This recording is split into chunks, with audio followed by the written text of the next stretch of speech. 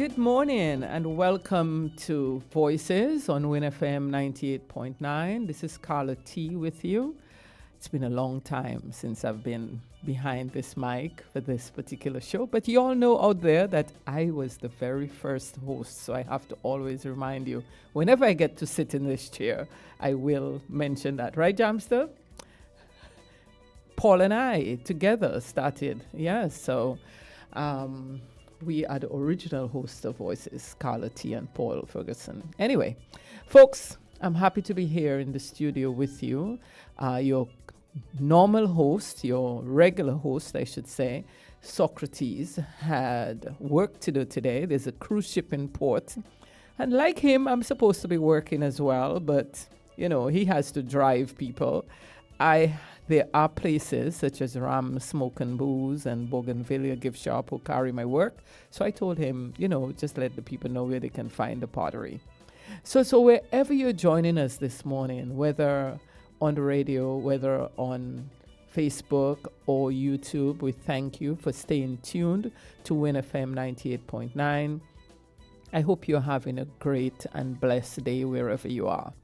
So today I've been thrust in this position because I was actually supposed to be a guest. And I have along with me an associate, a friend, someone I look up to, Dr. June Suma, who, as chair of the St. Kitts Nevis National Reparations Committee, I invited her here. The committee made a decision to be a part of this year's African Liberation Day, or African Day as it's currently called. And so we invited her to come to St. Kitts to give a lecture to St. Kitts and Nevis. I'm not going to leave Nevis out. So she's here with us this morning, and she's going to be our guest this morning. She will be with us from now till about noon. So we have a lot that we are going to share. I will allow her now to give you a brief welcome and tell you a bit about herself. Thank you very much, and thanks to all those people listening. And I hope we see you this evening at the conversation that we'll be having. I am June Suma. I am the chair of the United Nations Permanent Forum on People of African Descent. I also serve as the chair of the University of the West Indies Global Campus, and also a member of the St. Lucia Reparations Committee. So I have been doing this for a little while, and I can tell you that it's not work for the weary, because reparations is an issue that has occupied us for almost 5 centuries. And so we will be talking about that. We'll be talking about the specificity of some of the issues in St. Kitts and in Nevis tomorrow when I present there. But I'm trying to make it relevant and take it down to the level where everybody who attends will be able to understand and participate in our conversation. Well, thank you, Dr. Suma. And so on that note, you have been teased a bit. I hope you're going to keep your dials locked on us here at Voices on WINNFM. Right now, we'll take a break and hear from our sponsors.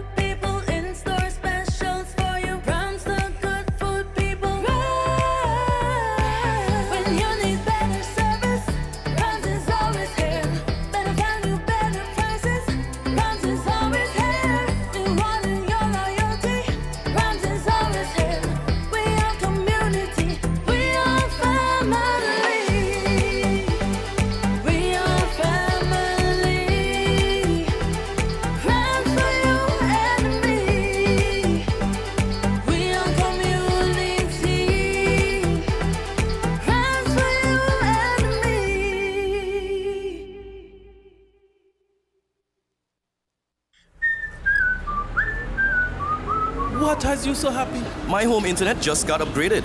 and I didn't even have to pay for it. What? Which network you have? Flow. Now I can get the fastest fiber internet in St. Kitts and Nevis for the lowest price. Fastest internet for the lowest price? What's the catch? No catch, my friend. 100 megabits per second for just $135 a month. With Flow, you truly get the best internet experience around. Switch to Flow for the fastest fiber internet at the lowest price. Visit a Flow store today. Conditions apply.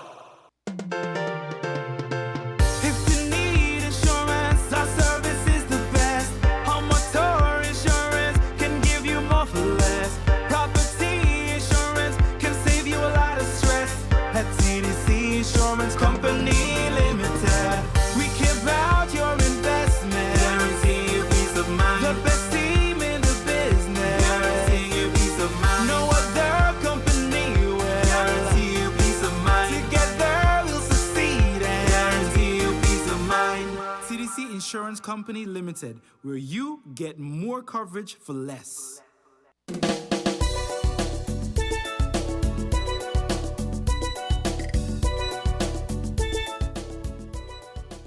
Welcome back to Voices on WINNFM 98.9. And while I'm talking of WINNFM, let me say congratulations to WINNFM family for 20 years of bringing us the best programming. 22 years, 22 years of bringing us the best programming on St. Kitts. I don't want to get in any trouble, but I'm very partial to WINNFM. Anyway, so the St. Kitts Nevis National Reparations Committee will be hosting tonight at Kuna Conference Room. Kuna is located at Fortlands on the corner of Wigley Avenue and Wilkin Street. It's on Wilkin Street, actually. So we're inviting you to come on out.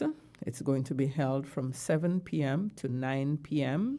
It's a little bit of a little gathering afterwards, to chit-chat and so on from 9 to about 9:30.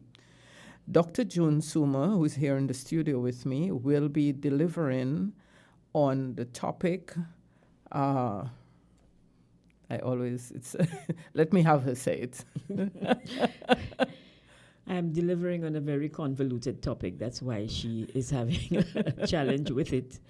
But I am speaking to issues related to emancipation, yes, recolonization, and the way in which they affect liberation, as well as how we can use these things to consolidate reparations.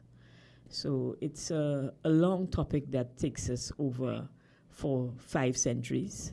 Mm-hmm. But I think that I make the connections. I synthesize them, and so you can see the connections and you understand better by the end of the lecture why we celebrate Africa Day. Mm-hmm. Because I tie it into that celebration also. We have to understand that we cannot stop fighting for our liberation. Mm-hmm. That a lot of the things we thought we knew, that we were independent, that we had been emancipated, have in many ways been disguised and have created challenges and created interruptions in our own fight for liberation. And I think that tonight you'll be able to trace that and to understand why it's necessary for all of us and all people of African descent to continue to support Africa in its fight for liberation. Okay, so you've heard it, and so we're inviting you out this evening and tomorrow evening over on our sister island Nevis at the Jessups Community Center. The conversation will continue with emphasis on the Nevis aspect. So you will, if you're in St. Kitts, we will talk. There will be a lot about our history, and over on Nevis, the same. Okay, so we are looking forward. But today, as Dr. Suma has a wide repertoire of experience, and recently I heard her speak on the topic women and reparations.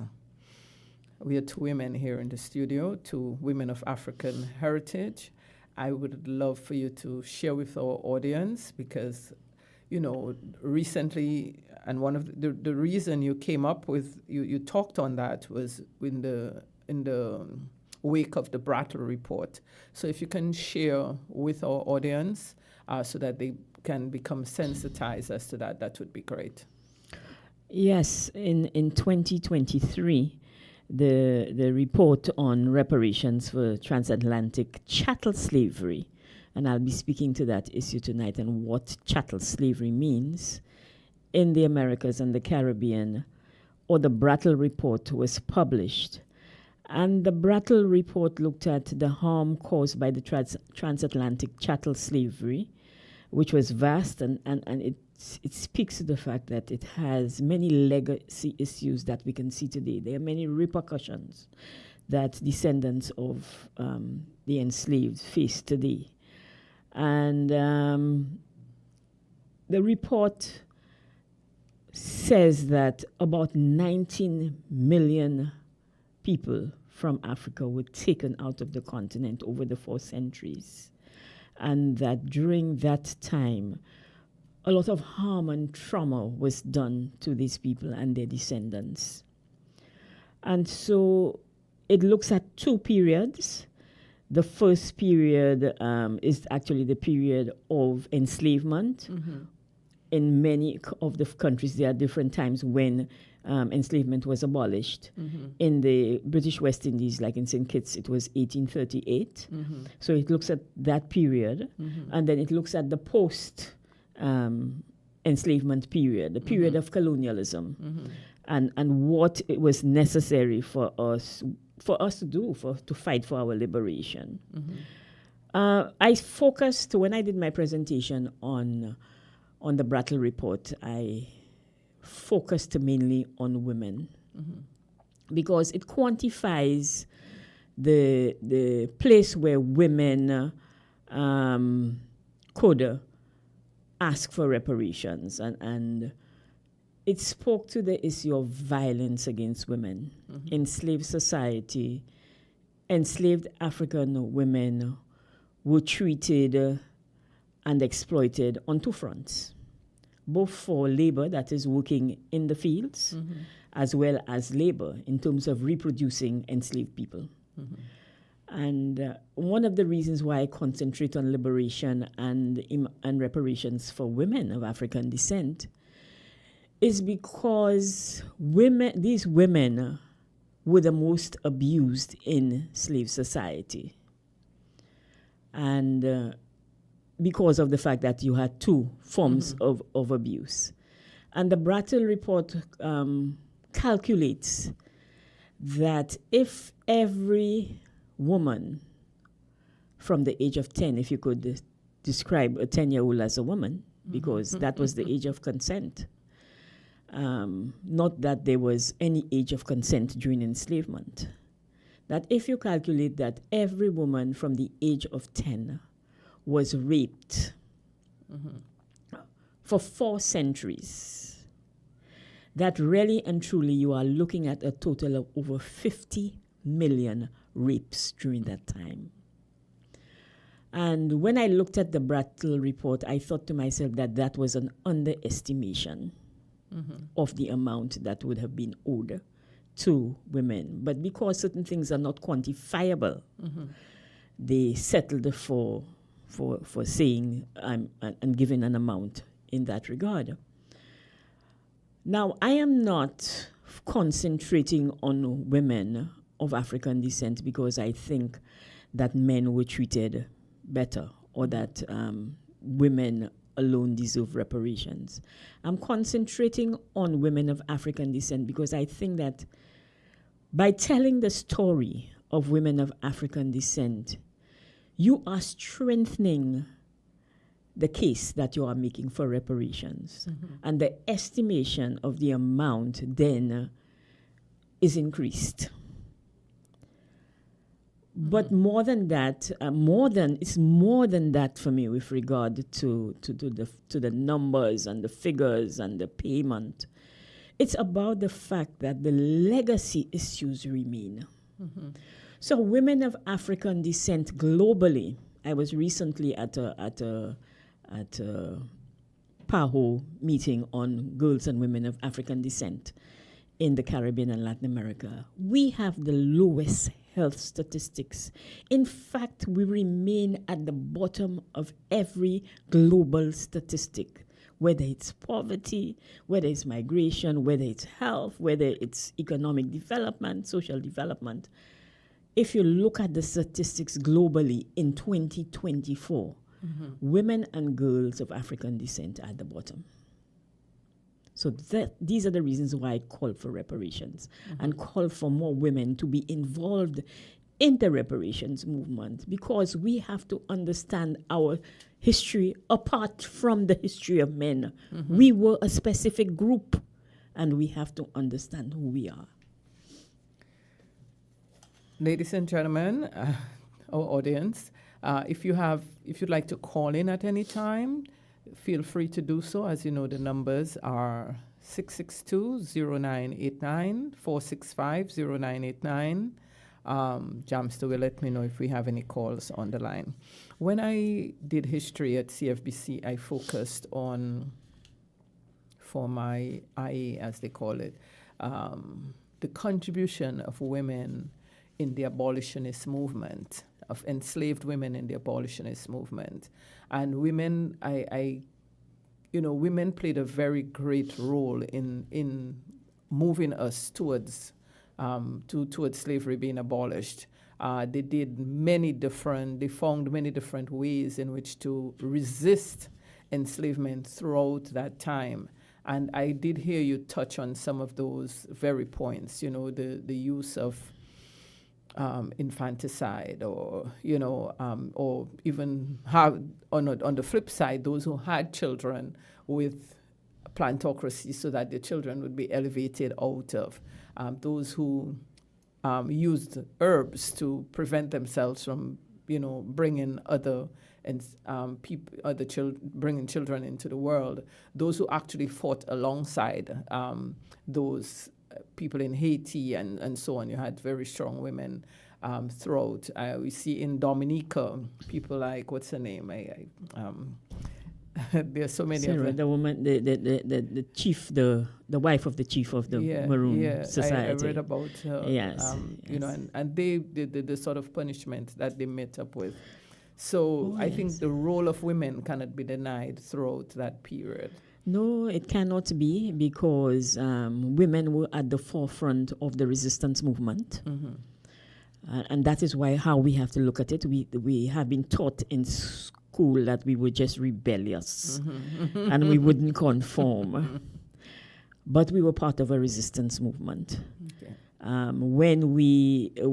During enslavement, we were involved in all forms of resistance, as we were involved in all forms of plantation life.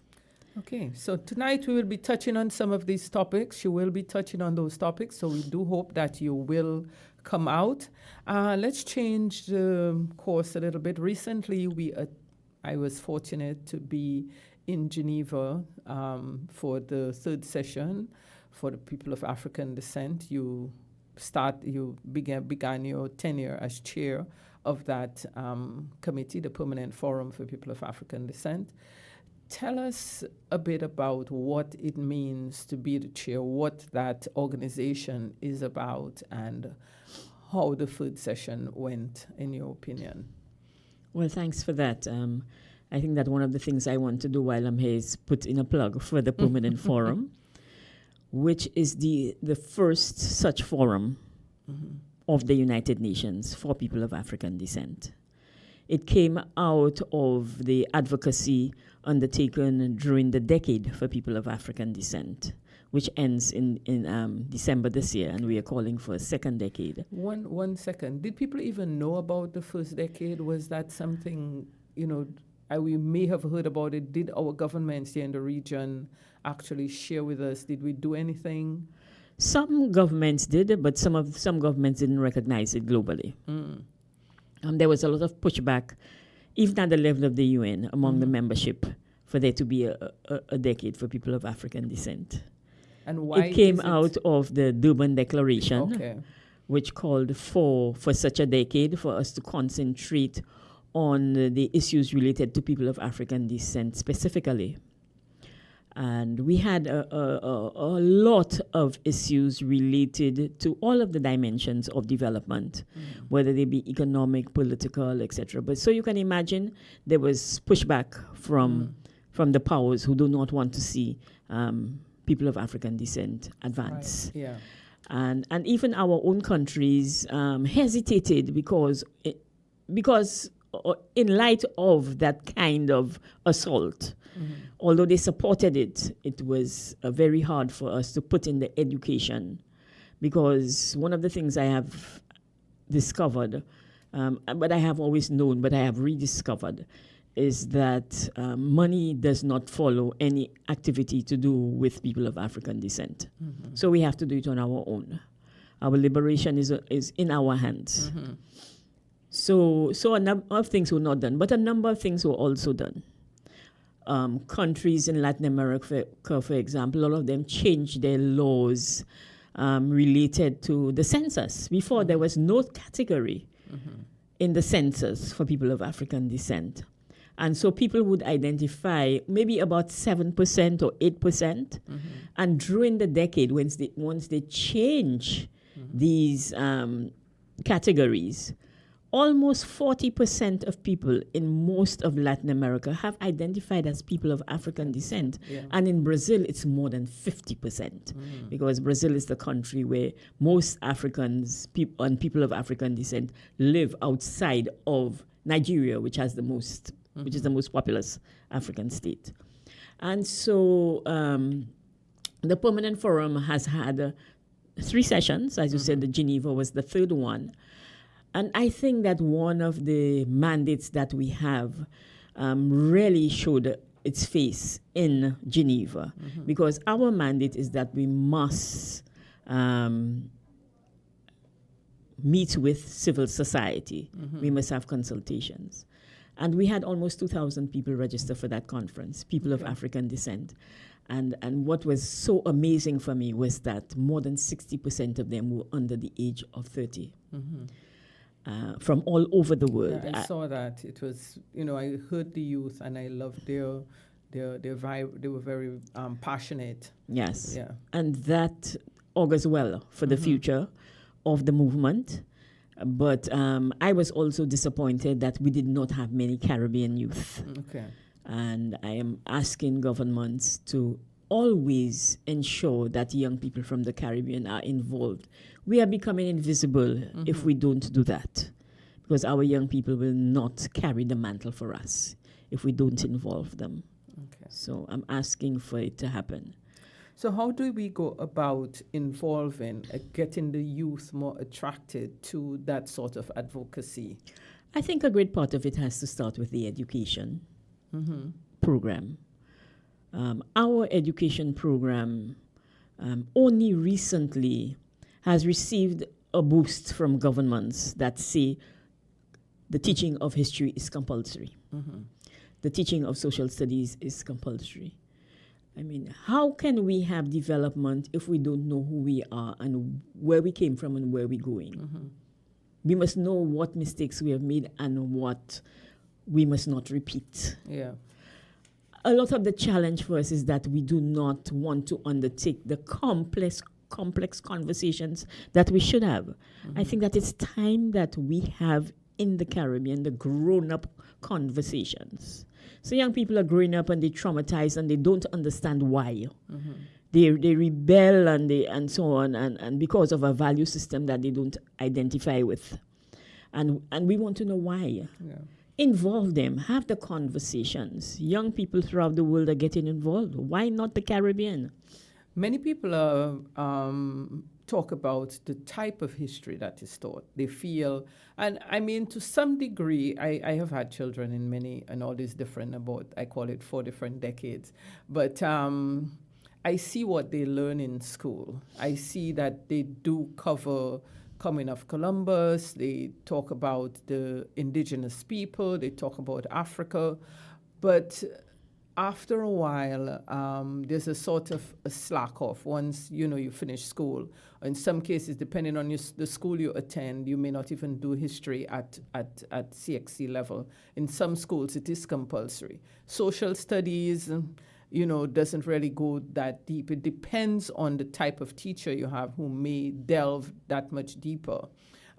So our history, people are very concerned about the history that is taught, and we do not get enough information about our African heritage and so on. What's your view on that? I would say that the biggest challenge for us is that we have not decolonized our education system. And so a lot of the curricula reflects what was already there and what obtained.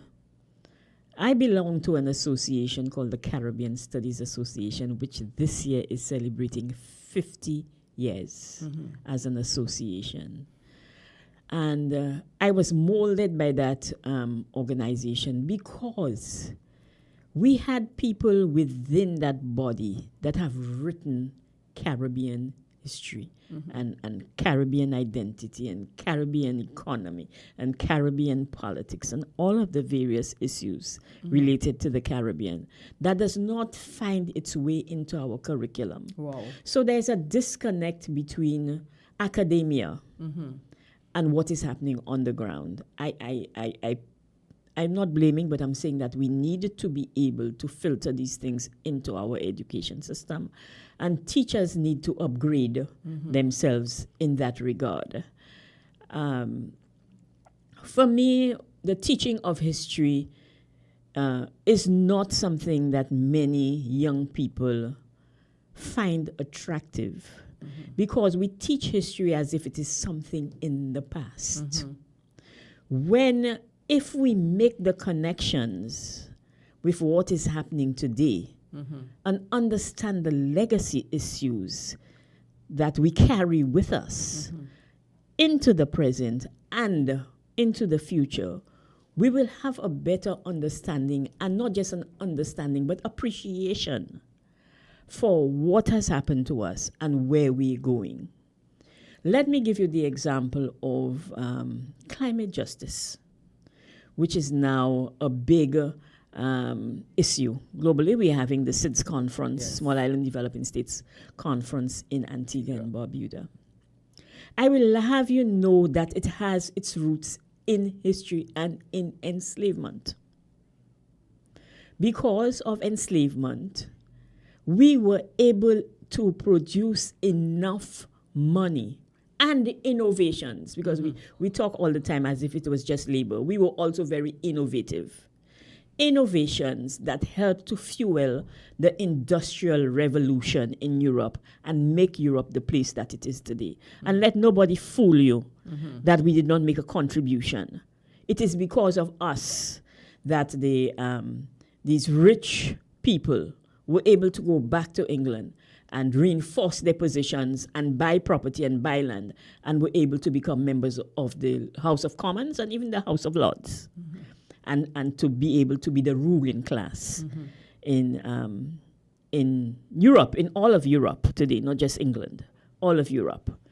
And so that industrial revolution and what has happened in that revolution is what is creating the impact on the world today with regard to greenhouse gases and with regard to climate change.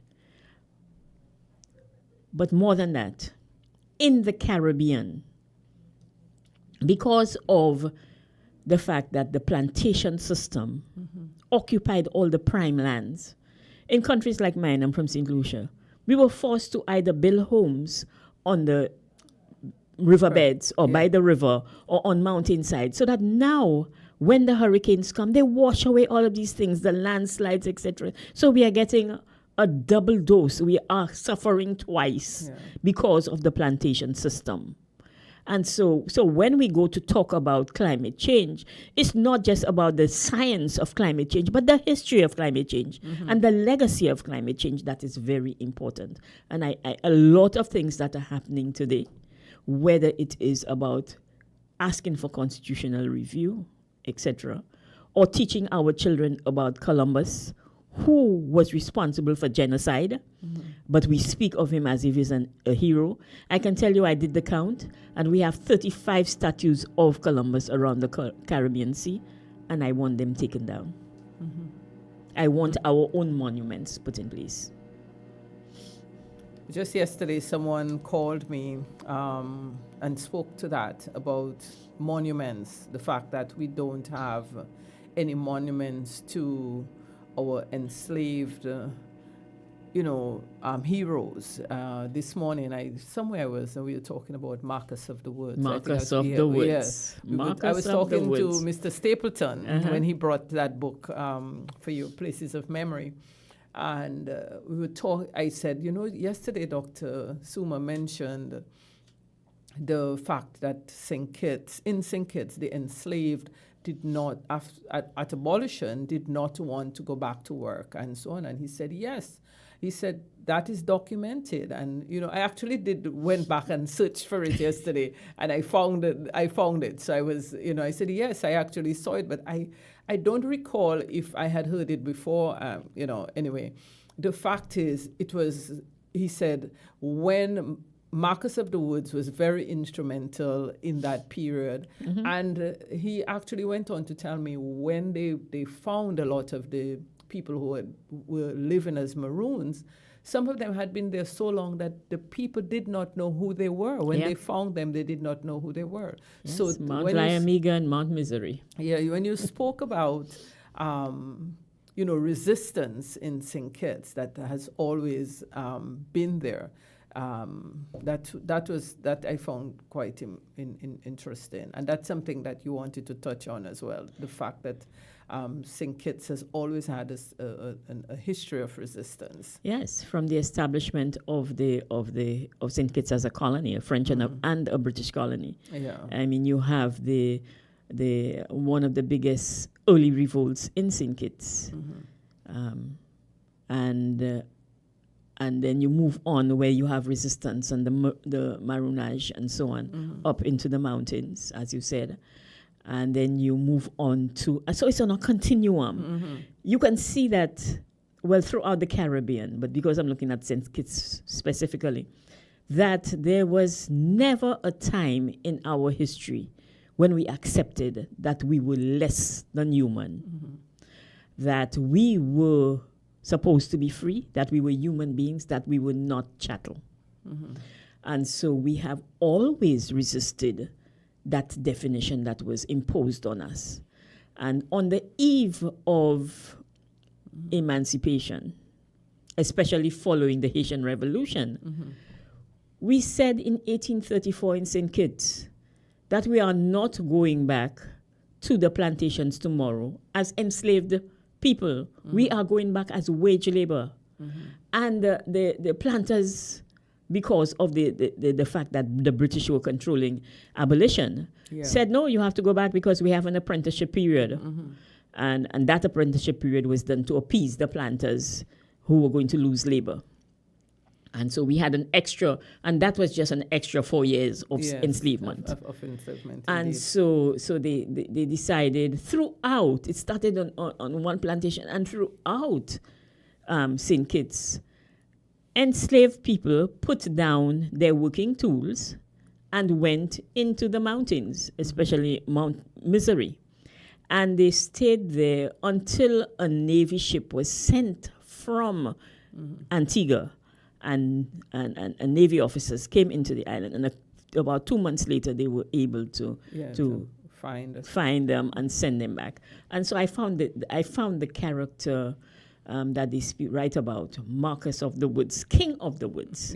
Very, very interesting, because he was described as a larger-than-life figure, tall and big, and they didn't want him involved in that resistance movement because they knew about Marcus. And Marcus should be one of the people that we research a little more and speak to. What's his name? Dr. Cameron Gill has been doing quite a bit of work. I think he's writing on him as we speak. And he wants, and that's one of the persons, I think, definitely some, monument to him I think St. Kitts, when I look around St. Kitts, there's quite a number of places where monuments. I have thought about, I know the indigenous people, that Yes. first massacre of the indigenous people, the first slave revolt at Deer Bay, where they went up into Mount Lyamiga. I know at one point I sat on a committee where we were going to put a monument in Independence Square. That was so many years later. I think that was like about 20-something years ago we were talking about this. It hasn't happened. Why hasn't it happened? You know, so we were at the stage of coming up with designs and so on. You know, we talk about in Keon, Marcus of the Woods, I think, who lived in Keon area. I read about another resistance out in Estridge area. There's so many stories. There's the woman whose story ended quite well. I always forget her name. I said it up to this morning. But anyway, while I gather my thoughts, Jamster, do we have any calls? Okay, so you do have callers holding. Thank you. So let's take a break, and when we come back, we'll go straight to the phone lines. WINN is 98.9. 98.9 is Win FM. What has you so happy? My home internet just got upgraded, and I didn't even have to pay for it. What? Which network you have? Flow! Now I can get the fastest fiber internet in St. Kitts and Nevis for the lowest price. Fastest internet for the lowest price? What's the catch? No catch, my friend. 100 megabits per second for just $135 a month. With Flow, you truly get the best internet experience around. Switch to Flow for the fastest fiber internet at the lowest price. Visit a Flow store today. Conditions apply. Shopping with TDC just got much easier. Here's how. Log on to shoptdcgroup.com. Shop at your convenience at any time, from anywhere, with your smartphone, tablet, or computer. With our safe and secure payment checkout, you choose the option to pick up in-store or have your goods delivered right to your door. It's that easy. Shop tdcgroup.com, your one-stop online store.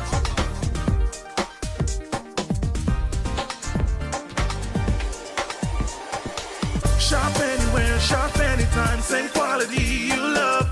Now online. Shop www.shoptdcgroup.com. Looking for something extra?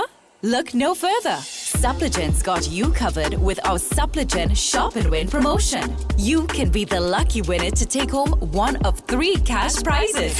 Just spend $12 or more on any Suppligent Tetra products at your favorite supermarket, write your name and contact at the back of your bill, and place it in the specially marked entry form box for a chance to win big. Promotion runs April 1st to May 30th, 2024. Suppligent boosts you up.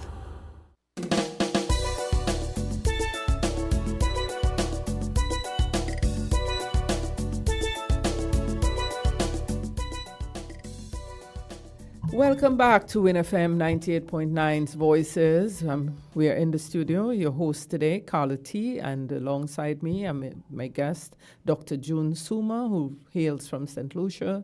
She's the chair of the Permanent Forum for People of African Descent, the United Nations Permanent Forum for People of African Descent. So she's been sharing quite a bit with us this morning, and I know you have questions and opinions. So we'll go to the phone lines and hear what you have to say. Oh, you have no callers at this time? Okay. All right. I thought you said we had one. So Dr. Suma, we are just about midway into the show, and if anyone wants to call in, remember the numbers are 662-0989, 465-0989. Do have a call. Hello. Hello, good evening. Hello. Hi. Good day. Oh, sorry. Good morning. Yes, good morning. Good morning. Your esteemed guest, Dr. Suma, Hello. and your visit to St. Kitts is so timely. I heard an advert about your present. You're going to be at the Kuna building also Yes, Yes. tonight.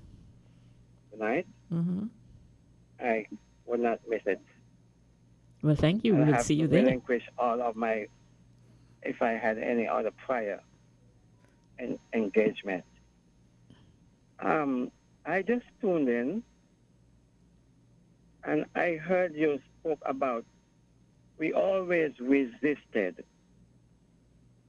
For never any time we saw ourselves as being comfortable in the cloak of enslavement.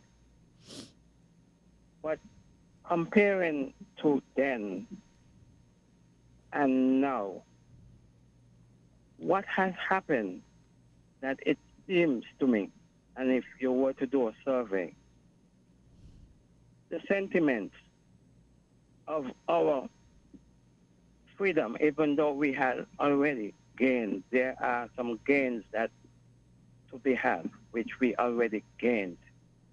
Today we can say that we have advanced. But somehow, deep down in the psyche of our people, we still behave docile, we still behave as enslaved people.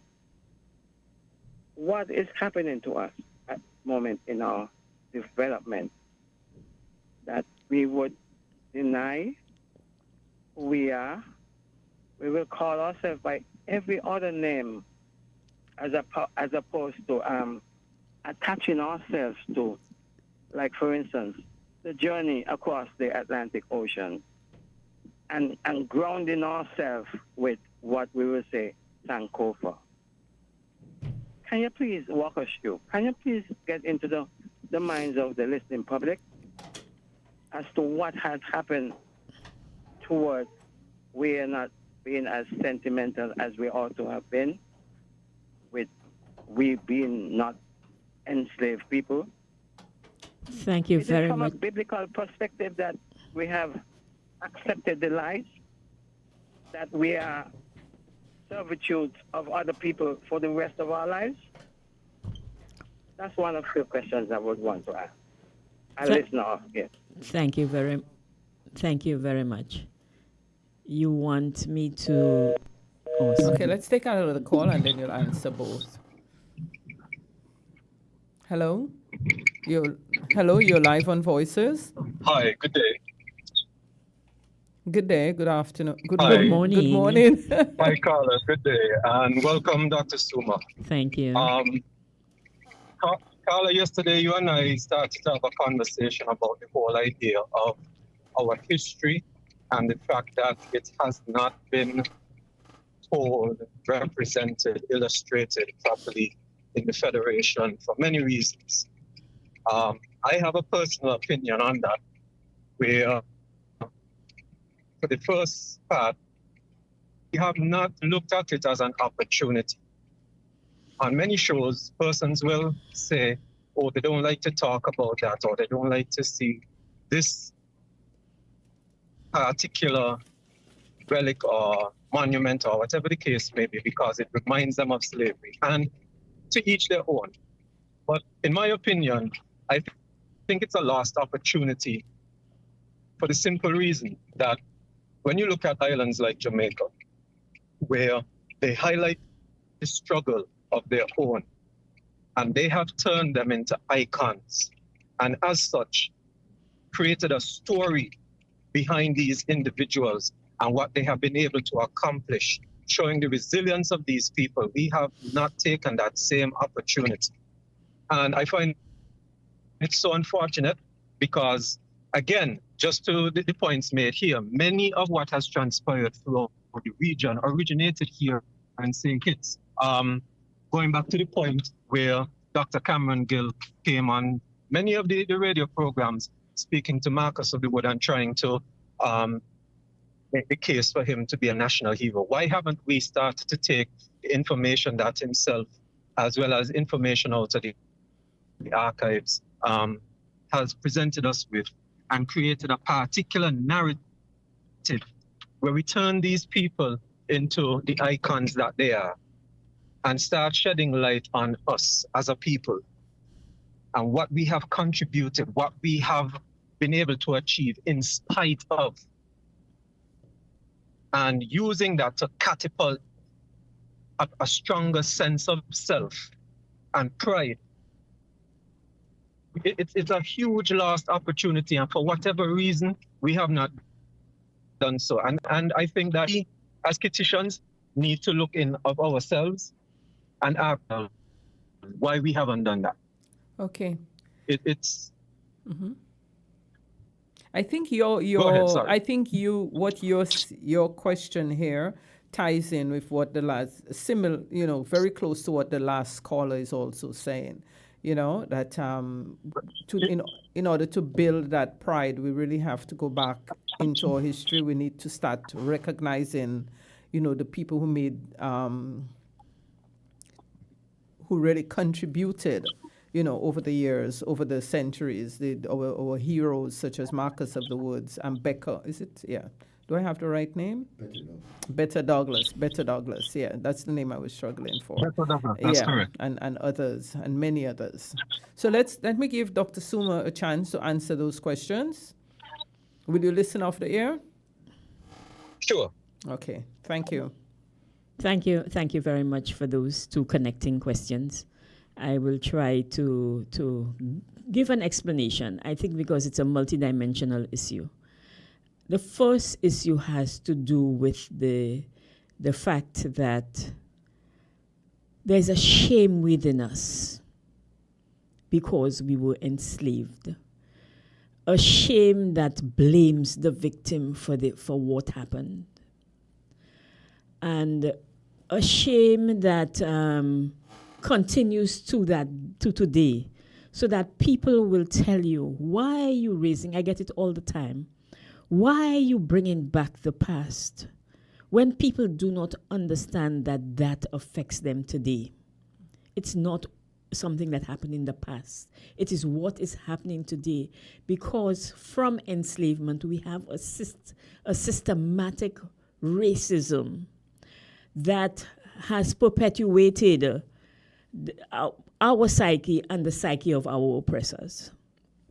So one part of it says, these people are not deserving, and to a certain extent we believe that we are not deserving. So we do not have the big people conversations that we should be having with ourselves. And we have not broken through that. We continue to see ourselves as lesser people. And then when it is reinforced by the images you see of Africa as a diseased continent, as a corrupt continent, as a backward continent where there is no development, they show you the same thing that they do with Haiti. They only show you slums, etc. Or they show you internal strife. Mm-hmm. Then you start to think to yourselves, why would I want to identify with something like that? But if you go to Africa and you see that all what you see on the television is a lie, then you will start to question what it is you have learned. I have been many times, and I can tell you it's a lie. The same as I have been to Haiti. Like everywhere, every country in the world, there is poverty, but you have to understand why the poverty in Africa, because Africa has the most biodiversity and is the richest continent. So you have to understand the way in which Africa has been impoverished, the way Africa has had to fight for its freedom at every step, the way Africa will have to fight for its freedom in the future, because we now have people calling for the recolonization of Africa. We cannot stop the fight for liberation.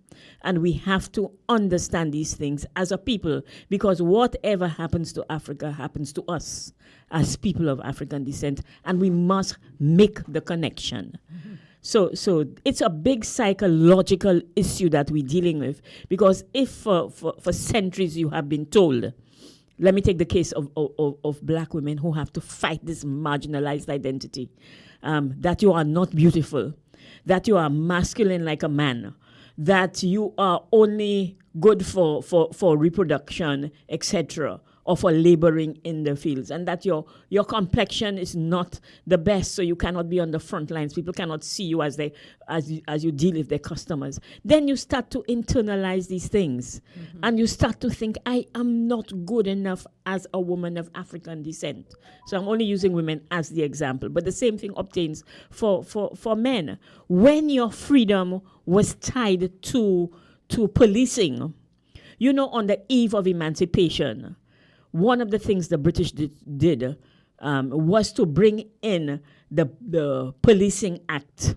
So the year before emancipation, there was a Policing Act. And I always use the example of Jamaica because that's the one I'm most familiar with, where on the eve of emancipation, there were 30-something police stations or prisons in Jamaica, and there were 3 schools. So our freedom was always linked to criminality and not to education. And we have not broken out of that. We have become comfortable with every little piece that we get. So we got emancipation and we think that was the end when we didn't realize that was the beginning of our struggle. We move on to the 20th century where we got independence and we think that was good enough. It is not good enough, because we have colonial constitutions and we have not stopped to change our laws and to change a lot of our thinking. So one of the reasons I am involved in the reparations movement is not simply because I'm asking for compensation in terms of money, but I'm also asking for the internal repair that we need to do. I mean, Bob Marley was the one who said it based on Marcus Garvey's work, that we have to emancipate ourselves from mental slavery. And if we do not do that, we will continue to be an oppressed people. And if we don't do that, we will continue to be what Marcus Garvey described as the most hated race in the world. There is not a race in the world that would want to be in our shoes. If you ask them if they would like to be a black person for 1 hour, nobody wants to do it because they understand. Don't think that they don't understand the oppression and the trauma that they have put us through. And so I think that a lot of it is a psychological thing. And then there's the issue of recognizing our own. Even today, we don't recognize the contributions that our own people make.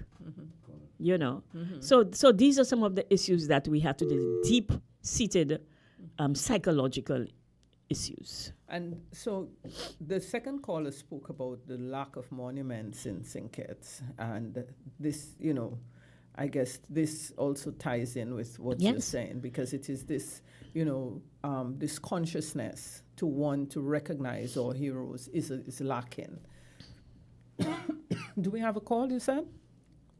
Okay. This consciousness that we need to recognize ourselves, not just heroes, to identify who we are, and for us to be able to make the connections, because we do not think that anything good comes out of us. Yeah.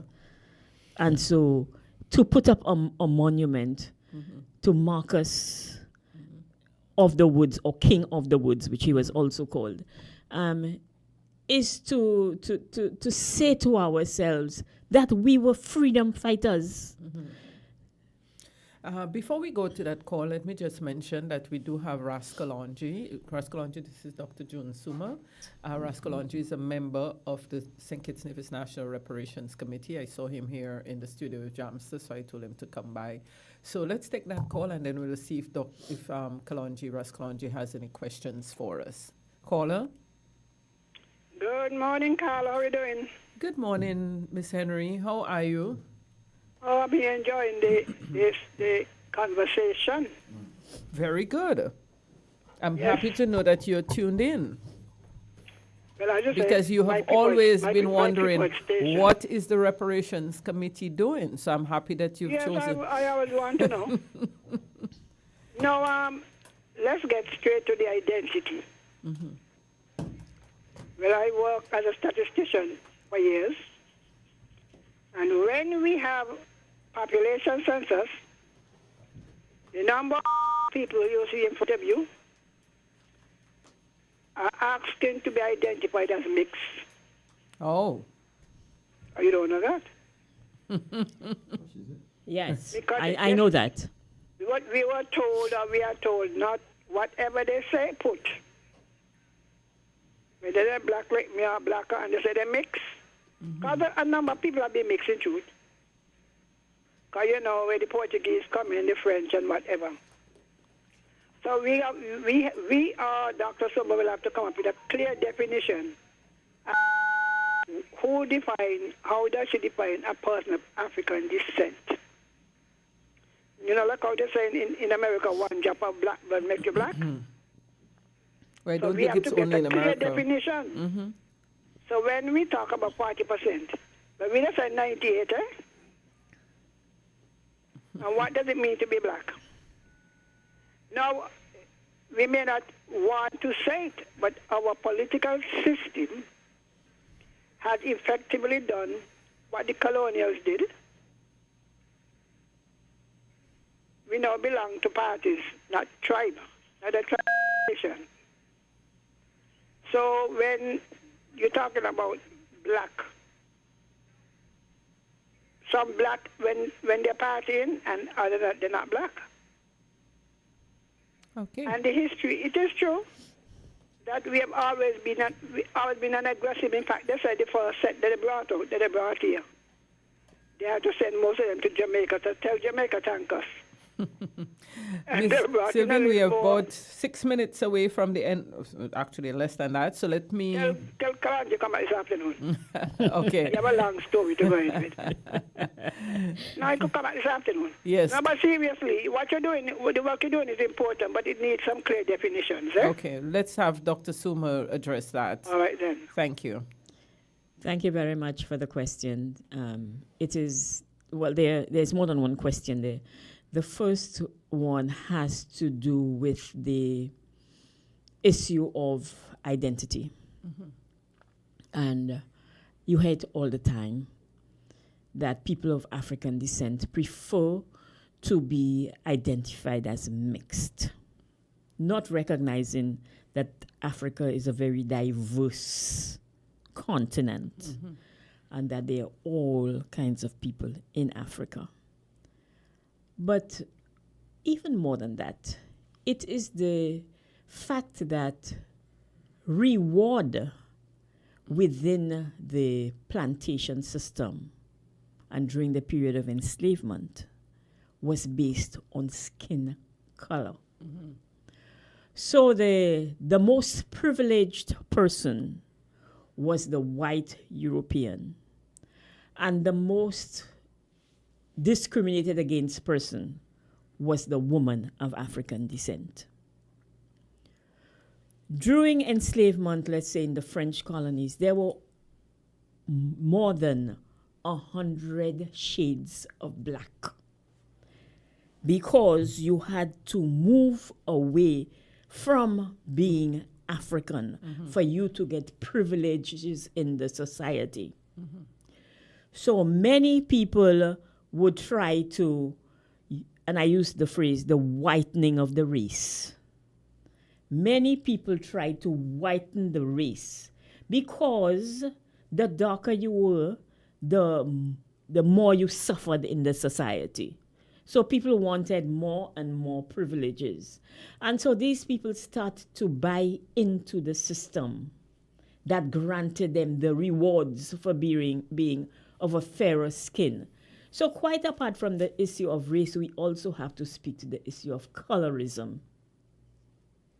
And I think that is a big issue for us.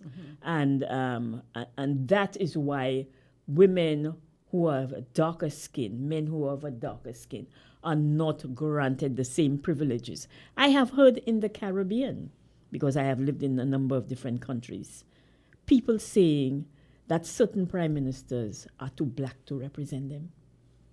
I have heard that with my own ears. Because they think a fairer skinned person is more presentable.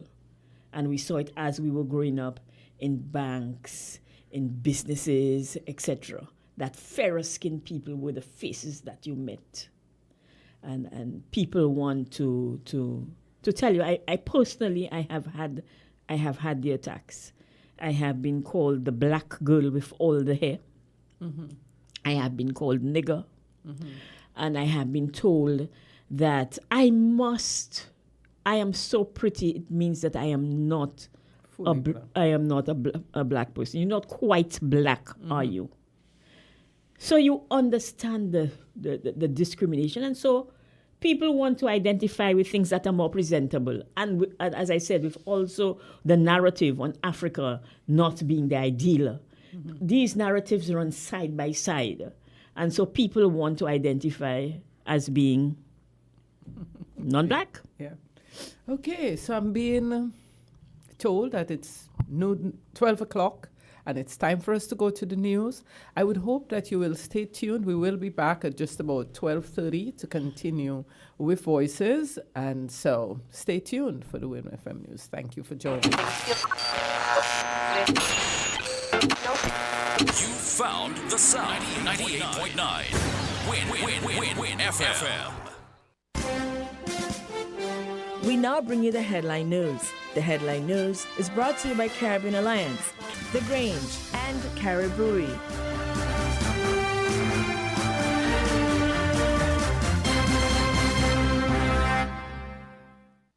Did you know that the Grange Healthcare Facility is the first purpose-built, non-governmental healthcare organization on St. Kitts? It's situated at Otley's, 7 miles east of Basseterre in beautifully landscaped surroundings. The Grange has a team of highly trained professionals and provides care that's rated as being comparable with UK and North American standards. The Grange offers varied accommodations to suit your individual needs, and our all-inclusive packages make the cost of care per hour the most competitive on the island. Services include convalescent care for all ages, daycare facilities for older adults, rehabilitation services, and training and continuing education for healthcare providers. For more information, call 466-5525 or 465-8020. Fax 466-8221 or email thegrangehealth@gmail.com or visit our website at www.grangehealthcarefacility.com. When it comes to the important things in life, your health, your education, your choice of a life partner, and of course your insurance provider, only the best will do. Caribbean Alliance Insurance is the only insurance company in the Eastern Caribbean with an A excellent rating. We have a robust 3-tier reinsurance strategy that protects our policyholders from multiple catastrophes, even if they occur in quick succession. We spread our risks over 18 territories, ensuring minimal impact to individual territories when a disaster strikes. We provide an excellent claims experience. Claim settlement is usually between 24 to 48 hours. Our A excellent rating means that you are more secure with us. Contact us for motor, property, marine, public liability, employer's liability, and other policies.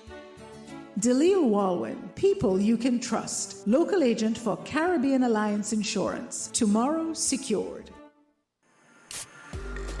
With over a century of perfection behind the Mackeson name, a smooth blend with perfect balance and richness. It's no wonder Mackeson Triple Stout has a legacy of perfection. Enjoy the world over. Introducing our new look with the same great taste. Mackeson. All hail the king. Please drink responsibly.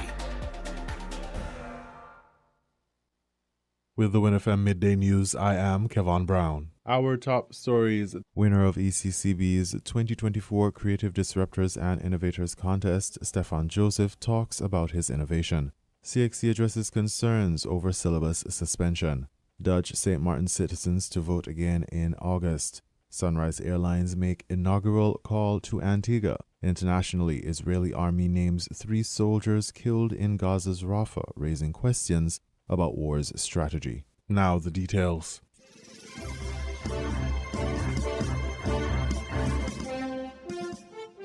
The winner of the 2024 Creative Disruptors and Innovators Contest, Stefan Joseph, was on a recent episode of ECCB Connects about his winning innovation, Smart Tanks water solution. The Creative Disruptors and Innovators contest gave participants a chance to win US $8,000 or 2 consolation prizes of US $4,000 and US $3,000 respectively, and scholarships to an innovation conference in 2024. The 2024 Creative Disruptors and Innovations contest was part of the 8th Annual Growth and Resilience Dialogue in April of this year. Joseph's solution mixes sustainability, water conservation, and technology, which are several pillars of ECCB's resilience push for the region. Joseph spoke of his inspirations and journey in developing his innovation, Smart Tank Water Solution. One of the things that I found was that we were still dinosaurs when it came to water, which is not necessarily a bad thing because of the size of the island. We don't need some of the things that other places in the world need. But we were still experiencing water shortages. The real issue with water rationing isn't that it happens, it's just that it's inconvenient. So I started to ask myself, what if it wasn't inconvenient? What if the water department could shut off the water and you still have water to use? Now, the simple answer would be to buy a tank, but then it does nothing for you. Well, it doesn't do everything for you. You still have to take the bucket to go outside. To get the water, to bring it inside. So it's still some level of inconvenience. Right? So you have to do something. So then I was like, well, what if your tank is connected to your house? Right? But then that created another problem. It's like you connect it so you can have water going through it, but then you don't have any real information. Outside of the obvious water scarcity and rationing efforts, other issues arise when considering the culture around water in the Federation. St. Kitts and Nevis is now considered a water-scarce country, but this was not the case previously. People are still operating under the guise that we have water to spare. Thus, conservation is not a part of the culture in the Federation. One of our biggest problems too is conservation. And water conservation, they've been pouring money into it since I knew myself. Yeah. But you still brush your teeth and leave the faucet on, don't you? You still take a shower and leave the water running. Well, why do you do that? Because the problem doesn't affect you, per se. When you have water, you're happy. When you don't have water, you're upset. And it's just black and white like that. And so, how do we get people to change? Because water conservation isn't like any other conservation. Because everything else is like, I can produce a different material that's friendly to the environment. So you don't have to change your behavior. So the problem with water conservation, you have to change your behavior. And it's hard to change something you've been doing since you've known yourself. But what if it was more in your face? And that's what Smart Tanks started developing in my mind. It's like, so we connect it and we feed you with your information. Because if you were able to see on a tablet or a little device, I have this amount of water and this is how long this water is going to last me, you're going to change how you use that water. One of the logics of Smart Tanks is being able to make decisions. And one of those decisions is like, if I have a full tank, how can I start to use the water? Because you might have government water still, but I can use the water in the tank and then allow enough space for, if rainfall does happen, that I top up the water in my tank without having to pull more from the government, which reduces your water bill. Joseph offered some advice to other creators regarding the development of their products or services. It'd be easy to tell them don't stop, but the truth is that there's so much more to it than that. Let me speak a little bit about disappointment. When you go to somebody who you respect with something that's near and dear to your heart and you tell them, hey, and they say, that's not gonna work. You're shocked, right? And you doubt yourself. So I went through many moments of doubting myself. I'm a shy person naturally, right? So I keep a lot of thoughts to myself. And so any moment that you step out and then it's shot down is like, oh, I should have stayed in my shell the whole time. And more so institutions. This whole competition kind of reinforced some of the things that I went through. There was one presenter who said that we as a nation, as a people, we're in love with institutions. And as a creator, you must first understand that anything that you create will be in direct contrast or go up against these institutions, these establishments. So know from the back that you're going to have to face resistance. So get your armor on and prepare to fight. Because if you truly believe in it, you're going to have to. And the recreation process or the creation process means that you're breaking down some element in its original form and putting it together in another form. So you have to be able to, you yourself have to be malleable, and you have to be strong enough to kind of make others malleable too. So that's hurdle number one.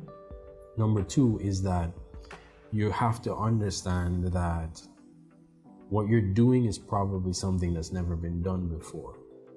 So the first question you have to answer is, why is it needed? Right?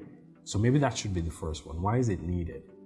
Make sure that you understand within yourself why something needed and why others might need it. Because if you don't believe it, they're not going to believe it. Like what happened to me in 2019. I needed to believe it more so that they could buy into it as well. Correct. So you must believe it. Believe in yourself and what you're doing, and then find every way possible to make it happen. And if you're not prepared to fight for it, then I don't want to say don't step in the ring, because we still need you to step in the ring, but find persons that can help you step into the ring, because I had to find people to help me step into the ring too. They're friends of mine, Edmund Blackett, I have to mention him because he's another person I would be like, hey yo, I have this idea, and he'd be like, and find honest people too, because he would tell me that's foolishness. That's straight up foolishness. As hard as it might be to hear, you need that along the way. But I prefer that from him than him saying, yeah, it could work and it really can't work. It's like, that's foolishness. And so you need to believe in yourself, believe in what you do, prepare for a fight, and surround yourself with persons who are going to be honest and straightforward with you, right? And then always be willing to learn. Because I had to learn other things to make Smart Tanks the complete idea that it is today. What are the next steps for Joseph and his Smart Tanks? Well, at some point, I think I should add this to my advice. At some point, you have to stop developing. So I think I'm at the point where I can stop developing for now, because this is like coming out of beta and into an established product now. So I need to start putting more energy and effort into building. The disruptive innovations challenge established models and practices and create new avenues for development and business. The central bank used the contest to tap into the minds of the youth to figure out how to change the status quo for the betterment of the region.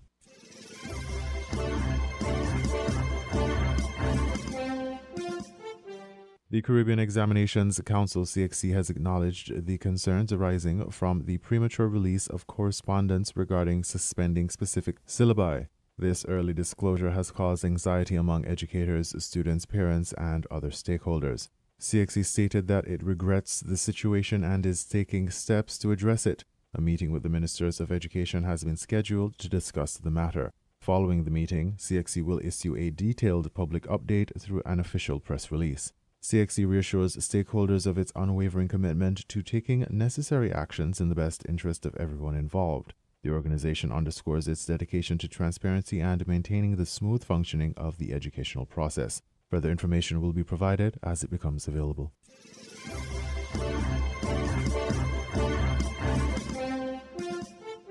In regional news, Dutch St. Martin citizens to vote again in August. Sunrise Airlines make inaugural call to Antigua. Those reports and more from Carib Update. There will be new elections in Dutch St. Martin on August 19, the second poll this year after the new government collapsed in under a month.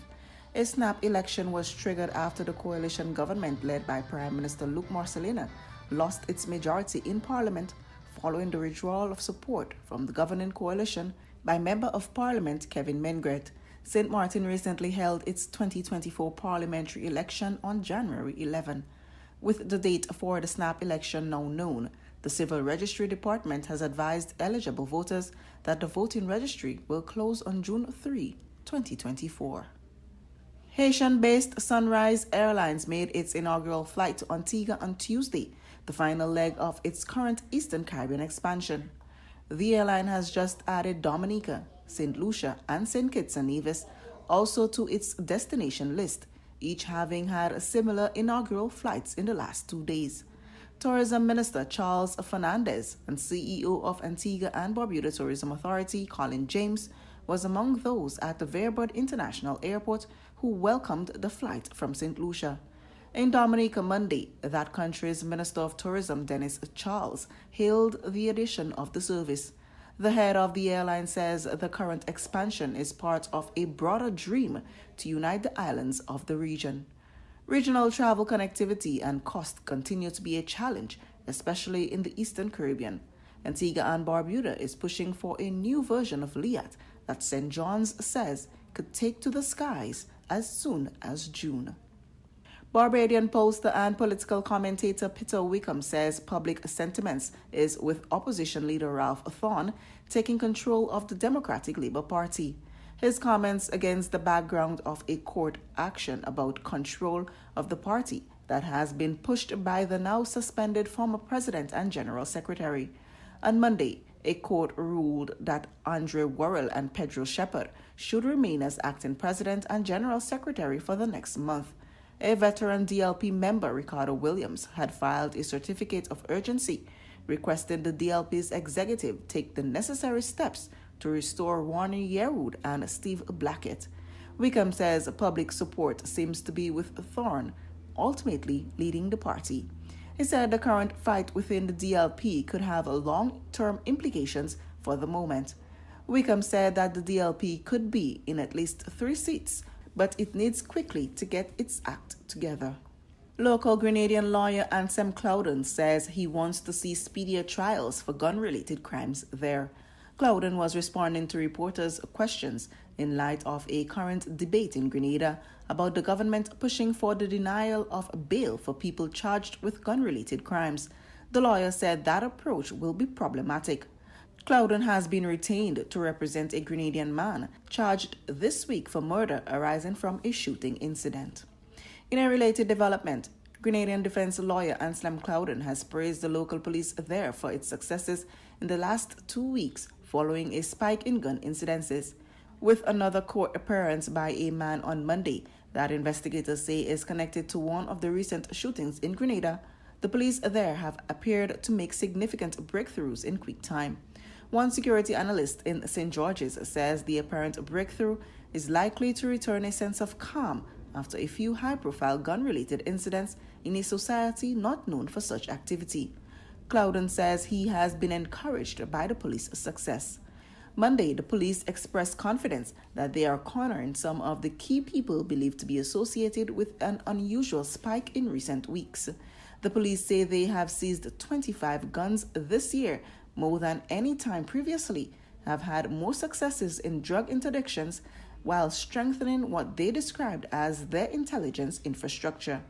At a press conference on Monday, Chief Investigator Issa Pierre said they are determined to bring everyone connected to the incidents to justice.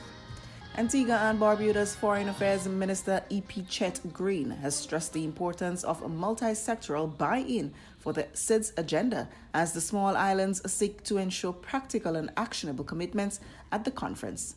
Speaking at the first press conference at SIDS 4, Green emphasized the importance of the Antigua and Barbuda agenda for SIDS. The 28-page document highlights what SIDS require from the international community, including strengthening health systems across SIDS, achieving gender equality, and enhancing food security, nutrition, and ensuring environmental and planetary sustainability. The ABAS also lists out a 10-point program of action to assist SIDS build a sustainable future. On whether SIDS can realistically expect concrete action arising from this conference, Green called on all parties to support the initiative and to hold developed nations and businesses to account.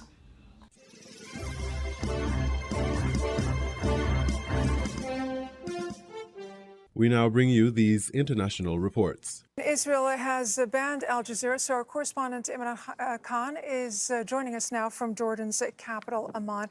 Imran, Israeli forces claim to have taken more territory. What can you tell us about that? Well, the National Security Advisor, Zaki Hanegbi, has been speaking to the Cannes broadcaster in Israel. He says inside Gaza, the IDF, his term, is now in control of 75% of the Philadelphia corridor, and I believe it will be in control of it all with time. Together with the Egyptians, we must ensure that weapons smuggling is prevented. He also said he expects the fighting in Gaza to continue throughout 2024 at least. Now, very quick background on the Philadelphia corridor. It's the Israeli code name for that border area between Gaza and Egypt. And under the agreement, the Philadelphia Agreement, it's supposed to be demilitarized, but that hasn't happened. In fact, the Israelis are very clear. They want that whole corridor. And Imran, I understand also that the Israeli military has confirmed that 3 soldiers have been killed in Rafah. What else do we know? Well, that's exactly it. All 3, the Israeli army says, were killed by an explosive device that was set off in Rafah. 3 of the soldiers were also wounded in the incident, but that's not all. In 2 separate incidents, on Wednesday and Tuesday, 3 soldiers were wounded, as well as another one in southern Gaza. Every time a soldier dies, every time a soldier is wounded, it presents a political problem for the Prime Minister, Benjamin Netanyahu. There is division in the War Cabinet. The War Cabinet is supposed to be directing the war, hence the name, and they're divided.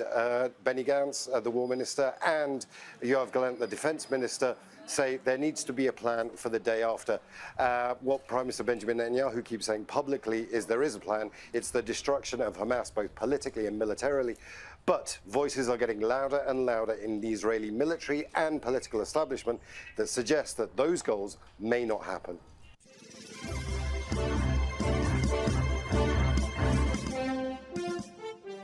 Papua New Guinea's Yambali village is unrecognisable, buried under 2 stories of mud and debris over 3 to 4 football fields in area. Survivors of last Friday morning's landslide dig to try find the missing, but Mate Bagoshi from the United Nations Development Programme calls the search for the survivors a retrieval. It's basically a mountain that has fallen on their heads. Mourners gather on the landslide's perimeter. Death toll estimates have varied vastly, with the government saying more than 2,000 were buried alive. The UN estimates about 670 are missing. Community leaders have put the figure at around 200. Only 6 bodies have been recovered. Because the chances of finding survivors are nearly 0. It's a race against the clock for several reasons. One is that it's becoming a public health issue. If bodies are not retrieved fast. Only 1 excavator has arrived at the remote northern village, but is not being used due to the unstable land. Rescue teams have been slow to reach the site because of treacherous terrain and tribal unrest in the remote area, forcing the military to escort convoys of relief teams. Australia's High Commissioner said aid and personnel have begun to arrive, and the United States has also pledged $500,000 to relief efforts. Authorities have raised concerns about the outbreak of diseases. Papua New Guinea's Prime Minister James Marape blamed extraordinary rainfall and changing weather patterns for the landslide and multiple disasters the Pacific Island nation has faced this year. On the night of the 24th of May, our people in that village went to sleep for the last time, not knowing that they would breathe their last breath as they were sleeping peacefully. Thousands of residents were ordered to evacuate the area over fears of further landslides, with 70,000 said to be impacted by the disaster.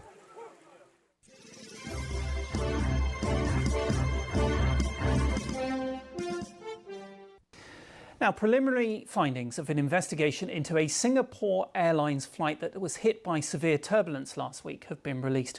You'll remember one person died of a suspected heart attack and dozens were injured when the flight from London to Singapore hit that turbulence. Now, a rapid changing gravitational force and a 54-metre altitude drop is said to have caused the injuries. Well, let's go to Monica Miller, who is in Singapore with the very latest. So, Monica, what does this early report say actually happened? Yeah, well, Singapore transportation officials have been able to map out the timeline, having evaluated the voice recorder that was on the plane.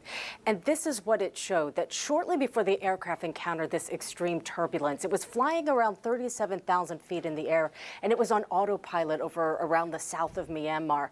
While managing this airspeed at around 7 hours, 49 minutes, 32 seconds into the flight, a pilot was heard calling out that people should fasten their seatbelts and to switch the sign on. About 8 seconds later, that's when there was this rapid and extreme change in gravitational force. As you mentioned, within 4.6 seconds, the altitude dropped 178 feet.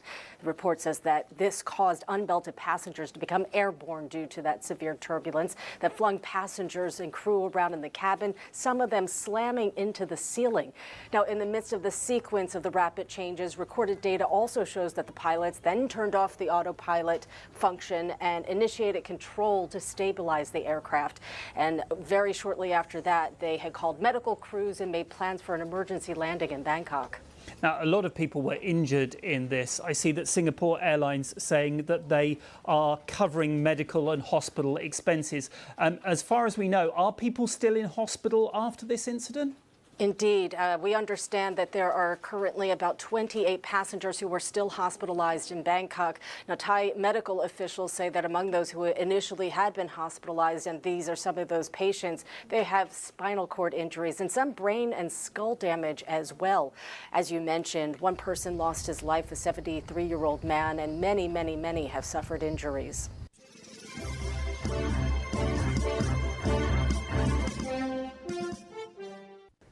North Korea appears to have made good on its threat to send rubbish over the border to South Korea in retaliation for propaganda leaflets sent north on balloons. South Korea's military said that at least 200 balloons were found in 2 border provinces with plastic bags attached containing waste paper and even excrement. Well, Shaima Khalil has more from Seoul. Well, it is a bizarre story, but not completely unexpected, because as you say, we heard from the North Korean vice defense minister on the weekend saying that mounds of rubbish and waste is going to cross the border, to be scattered across the border in retaliation to balloons that come from South Korea. This morning, the South Korean military shared photos of what looked like a plastic bag attached to big white balloons, and then in another photo you could see the contents of this bag, and they appear to be excrement and rubbish and waste paper. And the military are saying that they're investigating this. Rapid response teams are there, explosive teams are there as well, explosive disposal teams are there as well, but also they're checking if there is any propaganda leaflets. We know initially that this had crossed the border, and we've seen these balloons in border provinces, but what we know now is that the number is significantly higher. Initially it was reported to be 90, now we're hearing that it's more than 150, maybe 200, and that it's scattered across South Korea. And this, as we say, is in retaliation, at least according to North Korea, to leaflets that are coming from the south. Earlier this month, we heard from an activist South Korean group who said that they flew 20 balloons across the border to the north containing 3,000 leaflets condemning the Pyongyang regime, but also containing USB sticks that have K-pop videos. Normally this time of year, this has been happening for years now. South Korean activists, North Korean defectors here in South Korea do this kind of thing, and it is around April, May, because the winds blow to the north. So this is North Korea saying that now you're going to see these balloons, they're going to cross into your border, and you're going to experience how difficult it is to clean them up.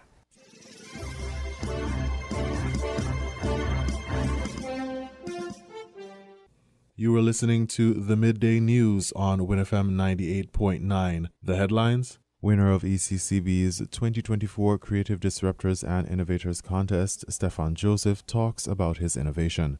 CXC addresses concerns over syllabus suspension.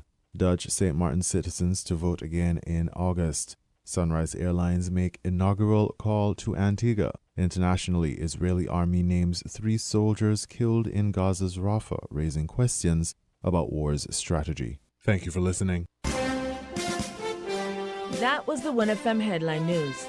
The Headline News was brought to you by Caribbean Alliance, The Grange, and Caribbean.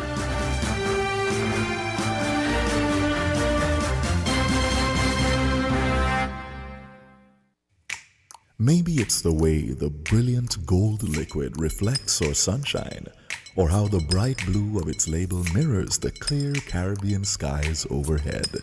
Maybe it's the fresh, crisp taste of this beastly cold beer on a scorching hot day.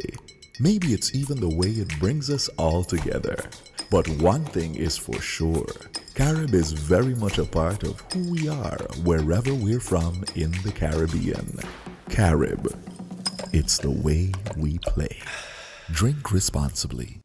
When it comes to the important things in life, your health, your education, your choice of a life partner, and of course your insurance provider, only the best will do. Caribbean Alliance Insurance is the only insurance company in the Eastern Caribbean with an A excellent rating. We have a robust 3-tier reinsurance strategy that protects our policyholders from multiple catastrophes, even if they occur in quick succession. We spread our risks over 18 territories, ensuring minimal impact to individual territories when a disaster strikes. We provide an excellent claims experience. Claim settlement is usually between 24 to 48 hours. Our A excellent rating means that you are more secure with us. Contact us for motor, property, marine, public liability, employer's liability, and other policies.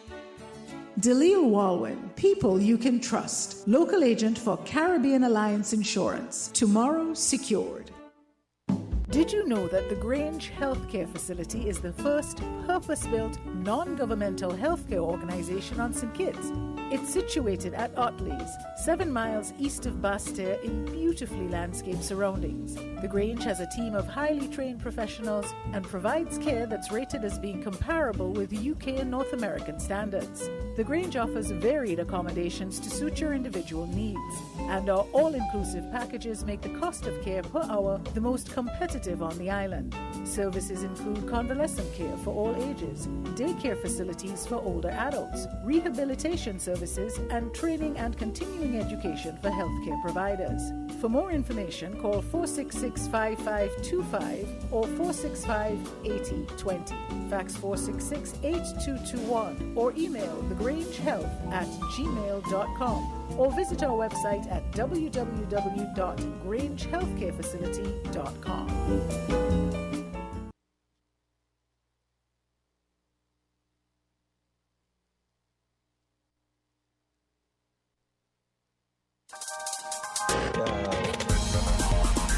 We're different. We're 98.9. 98.9. Win FM.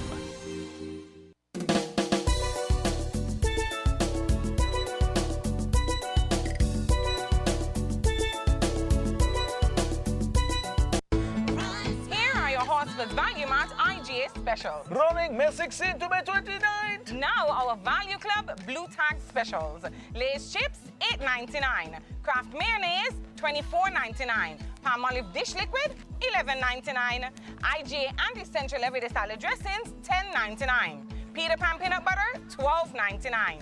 Totino pizza rolls, $10.99. And now our very low weekly value deals. Essential everyday lasagna, $6.99. Pillsbury cake mix, $6.99. Old Orchard 100% apple juice, $9.99. DM toothpaste, $4.99. Irish Spring bar soap, $11.99. Extra liquid laundry detergent, $12.99. Shop Smart, Shop Value Mart. Tell them in Spanish. Sea listo y haga sus compras aquí en Value Mart.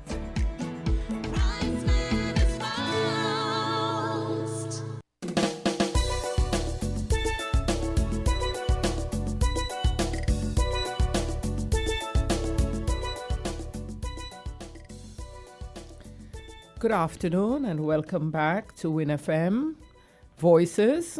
Thank you for staying tuned to us. My name is Scarlett T and I'm here, substituting for your regular host, King Socrates, who had to attend to his business today as one of our tour guides taking visitors around the island.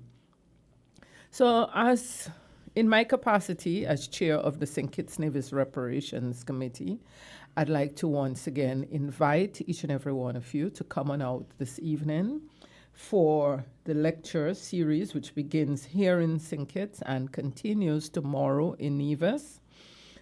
We have with us as a guest in the studio Dr. June Suma, and she will be the featured speaker at both lectures, both here on St. Kitts and over on Nevis. And the lecture will be on the topic Emancipation, Recolonization, and Liberation, Consolidating the Reparations Movement. This morning, she shared quite a bit with us. We talked about, her role as the chair of the Permanent Forum, the United Nations Permanent Forum for People of African Descent. We talked about women and reparations and the Brattle Report. We fielded some questions talking about why we have sort of, lessened our advocacy, lessened that part of us that resisted the resistance portrayed by our ancestors prior, during slavery, pre-emancipation and post-emancipation down to the 1900s. Why are we the way we are today, sort of, more accepting and so on? So all of those are things we touched on. People had questions. And we are just going to continue. We will be here till 1:30, but Dr. Suma has to leave us just about close to 1 o'clock. So Dr. Suma, thank you for staying past the half an hour of lunch. Thank you so much. Yes. I think there are some issues that we had not dealt with that I wanted to speak to. Mm-hmm. And I think one of those is the issue of identity that the last caller spoke on, and who are people of African descent. And so the break gave me the opportunity to be able to give you the definition as proposed by the Durban Declaration and Program of Action, the DTPA, which says that Afro-descendants are defined as persons of African origin who live in the Americas and in all areas of the African diaspora as a result of slavery, having historically been denied the exercise of their fundamental rights. And that definition was given in 2001, and you can find it in the UN report. So right now the Permanent Forum has been discussing how we can broaden that definition, but we have not consolidated that yet at the level of the UN. And so I cannot share it with you yet, but one of the other aspects that I want to share with you is the fact that the African Union has recognized the diaspora as the 6th region of Africa. Mm-hmm. There are 5 regions in Africa, and the African diaspora is considered one of the regions, the 6th region of Africa. And so all people of African descent are also considered African. Mm-hmm. So you have to get the definition of the diaspora very correct for you to be able to do that, because now there are certain privileges that come with being the 6th region, and CARICOM specifically has been named as part of that 6th region. Mm-hmm. So you get 2 seats in the AU Parliament as part of that 6th region. And so you get a chance to vote and to be involved in what is happening in the African Union. And that is very important, that Africa has recognized its diaspora and has given it rights. So when we start to speak about our 10-point plan from the CARICOM perspective with regard to reparations, one of the issues is repatriation. And what is the African Union doing with regard to repatriation? There are many communities of people of African descent who have already returned to Africa. And some of them are doing well, some of them are not doing well. You know, when people move and the expectations are different. But I think that there has always been a call, especially among the Rastafarian groups.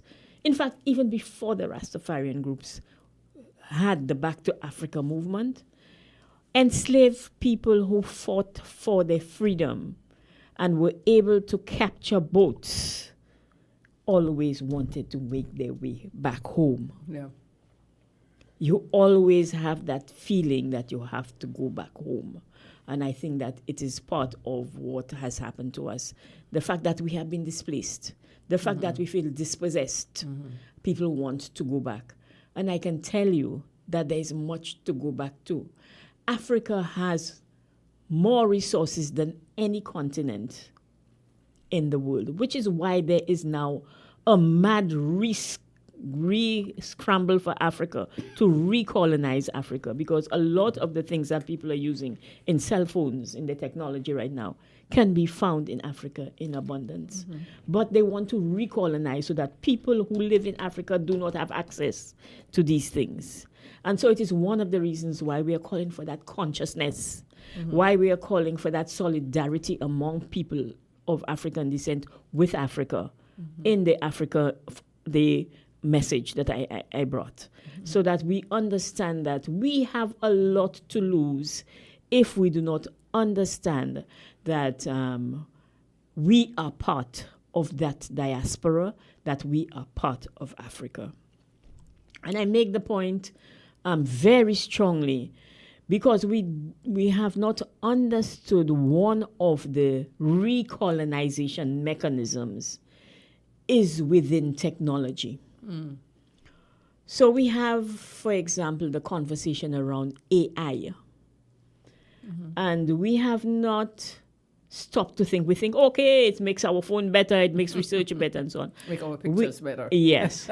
We do not understand the racism that is involved. And the invisibility that is again being foisted upon people of African descent. Because the algorithms that are being developed are all biased. They do not recognize and give any kind of visibility to people of African descent, as do most things, you know, but that's for another conversation. But within the algorithms, there is not a body to oversee the ethical input of data into these systems. So AI does not recognize a black doctor, a black male doctor, when almost 50% of the doctors in the United States, for example, are African. Not even just people of African descent, but African. So that a lot of the Nigerians, etc., they study in the United States and they make that contribution. Yet it does not recognize it. So you can imagine it will not recognize a black female doctor at all. So there is an attempt to once again use information and all the data mining that is being done in Africa to make us once more invisible. So the nature of the struggle changes, and the fight for our freedom, and the fight for our liberation, and the fight for our own humanity is a different fight now. It has restructured itself. Yes, we have a call on the line. Go ahead. Hi, Carla, I'm back. I don't really want to have much of the time, but it's critical that I say this. I grew up learning about two brothers and one sold their birthright. And when I did my critical analysis, Jacob getting the birthright of Esau, the mother was put right in the mix where she put the frog stick thing on Jacob's hands to make it seem like hairy. When my critical analysis investigate that story, I can see the trickery that is being used now for us to sell our birthright. Don't care, don't have any inclination as to what our birthright is. We don't care who inherits our birthright. Listen to our good fair doctor, and your visit is so welcome. I am hearing the need to claim our birthright. It may not be at the feet of St. Kitts and Nevis or the Caribbean, but our birthright is there to claim, and we need to claim our birthright, because if we don't claim our birthright, someone is going to claim our birthright. and we're going to turn around and beg for bread from those who, why you sold your birthright.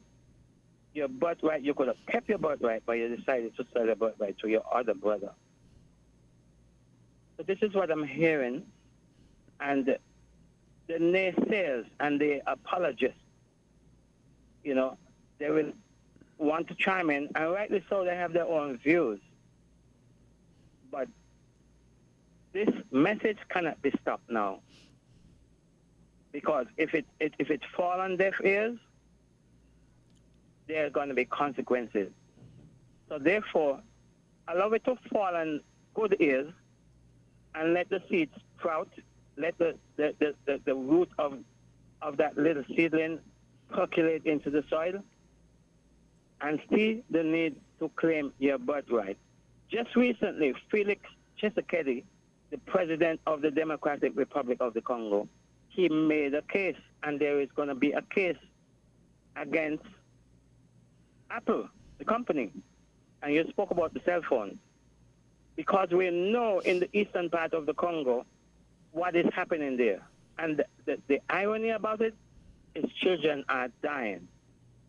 Blood is running. So he made the case and said, well, Apple has blood on their hands. And I totally agree with him. Anyway, I digress. Thank you. Thank you for listening. I'll continue. See you later. Thank you. Forum. Before Dr. Suma continues, let me just once again promote the event tonight and tomorrow. So here in St. Kitts at the Kuna Conference Room at 7 p.m. and over at Jessup's in Nevis tomorrow, Thursday, also starting at 7 p.m. We will be carrying the program live on YouTube. We've been able to secure someone has consented to stream, and so we will post the link I will send the link. Jamster, did I send you the link? So you can put it into the chat or as during the program, so people can, tune in tonight. I also want to talk about our sponsors for tonight, just to, I don't want to leave them out. We were happy to have our Office of the Prime Minister give us some funding for this, to facilitate this. The UE5 Islands campus is our major sponsor. And we have the One Love Rastafari movement over in Nevis, who's also come on board as a sponsor, and the Potter's House, which is, who's the Potter. So we have in the studio with us Ras Kalonji. Ras Kalonji is listening in. He's said he'll jump in if he has to. Dr. Suma, it's about 12 minutes before 1 o'clock, so I will have you give us some parting shots so that we can... Well, the first one I want to leave with you, Carla, and the National Reparations Committee, is that you have quite a job to do. Okay. I am tasking you with what African people have always done, and that is teach their children. We cannot leave this task only to the formal education system. You need to get out there to be part of the education, especially of the youth of the country, with regard to their history, with regard to their consciousness, with regard to their advocacy in these issues. I know that it will take a lot of effort and resources, but I think that you need to have that conversation with not just the government, but the private sector, and also like-thinking community groups to assist you with that education. We have always been an oral people. We are some of the best talkers in the world. And so we need to be able to get out there and share these stories with our young people and make them aware of who they are, where they came from, that they are not descendants of enslaved people, that they are really and truly descendants of resilient freedom fighters. that they are descendants of kings and queens. And if they don't know that, they will not understand themselves as people. So that is your task. It's not an easy one because you're competing against a system that is not speaking truth. Yeah. And so you have to find ways of getting truth to people. As you brought that up, I'm not sure if your topic tonight is going to look at all at this aspect. But when we talk of reparations, a lot of, mostly, I think you and I touched on it. You know, I have been speaking recently with a company in the UK whose original owners owned enslaved people on St. Kitts, and they were compensated. That company has delved into their legacy, as you said it, their legacy of slavery, and found out on the heels of the George Floyd, is because after the murder of George Floyd, everybody started looking into their past to see what they had out there. And so they discovered that they had their roots, the original owner owned enslaved people and were compensated. And so they made an apology in August of 2020 and said that they would give donations to the Black, Asian, and minority ethnic groups in England, some form of some donations and so on, I guess, to quell their, the guilt of the company.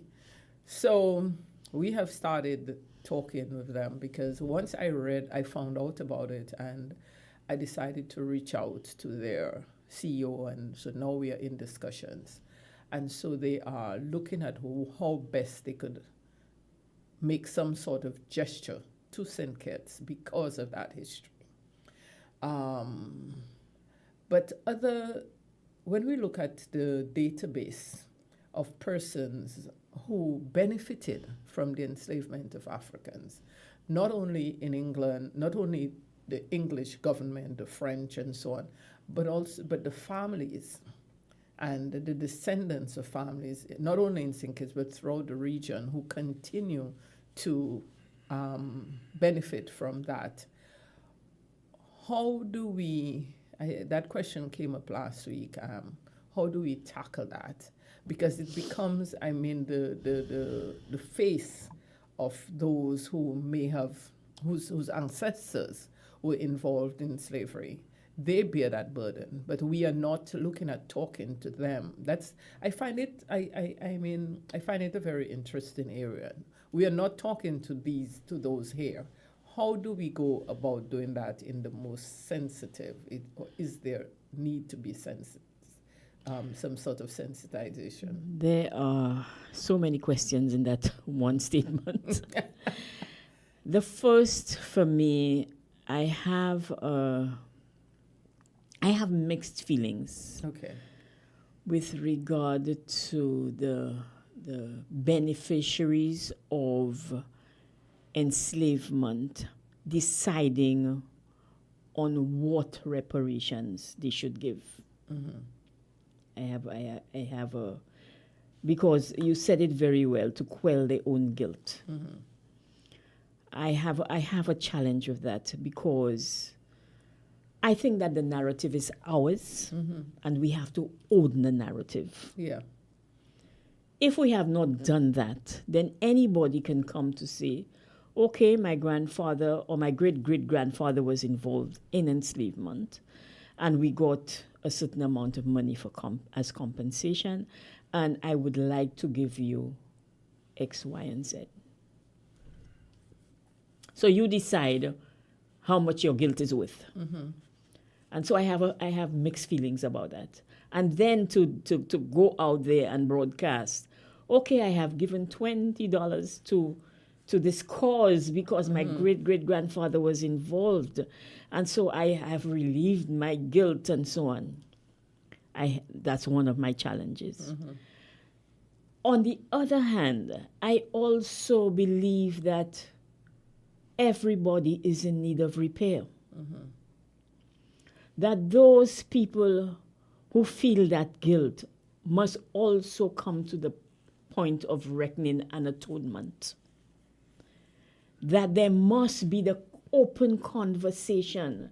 We cannot keep denying the conversation and pushing it under the carpet because it will make some people uncomfortable. We have been uncomfortable for 5 centuries. I am not ashamed to speak about these issues because it will make you uncomfortable. I think we must come to the position of speaking to each other about it and how you realize now that you have benefited and what you are going to do, how you're going to change your mindset. Because it's not just about us liberating ourselves from mental slavery, but it's also about them realizing that they continue to abuse us and what they must do then to prevent and to remove that systemic racism that keeps us oppressed. So I think we must have the conversation, and we will not start off having a comfortable conversation, but we will get to the point of reckoning, and we will get to that point only if we have that conversation. So I have mixed feelings about it, but I think that they must not capture our narrative.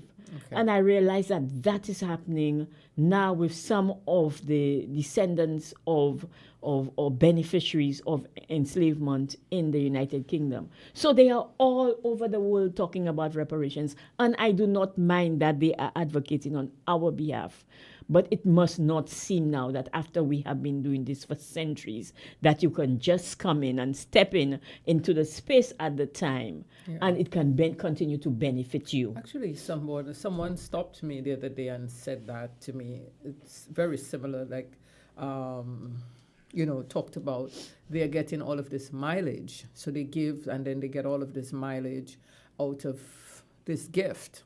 And it's so, when you look at it, you could say it's very little. I know it's a start. Some people, I know we had I was able to tell them, well, there was protests, like for instance in Grenada, I believe in Guyana as well, when the Gladstones went there. So it's not as if people are just totally accepting of it. And we know it's a drop in the bucket, but I look at it as a start. And I know that the CARICOM does have work to do in terms of, really formulating a plan as to how they're going to approach this. So I know we can go on and on and on and on and on. Both of us are talkers. Tony, I have to bring up our friend Tony Frederick. She would have loved to be in the studio. She said, y'all are, everybody says y'all look alike, but I think y'all talk a lot alike as well. We have a caller. Dr. Suma, do you have the time to take one more call? Just one more. One more call, okay. Hello? Greetings and love. Oh, I was wondering if you were asleep. Were you asleep? Huh? Were you asleep? I hadn't heard your voice for the morning. Kind of busy, man. Okay, I'm happy to hear you calling. Okay, let's hear your... Yeah, Dr. Suma, greetings, Hello.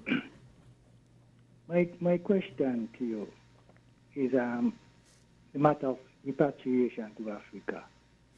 Would the committee that you're the chairman of be pressing for the repatriation of those of us who wish to repatriate to Africa? No, I am not the chairman of that. I mean, you have to deal with the countries in Africa, in the African Union yourself. I'm not too sure. I can do that research, but I'm not too sure what the mechanism involves.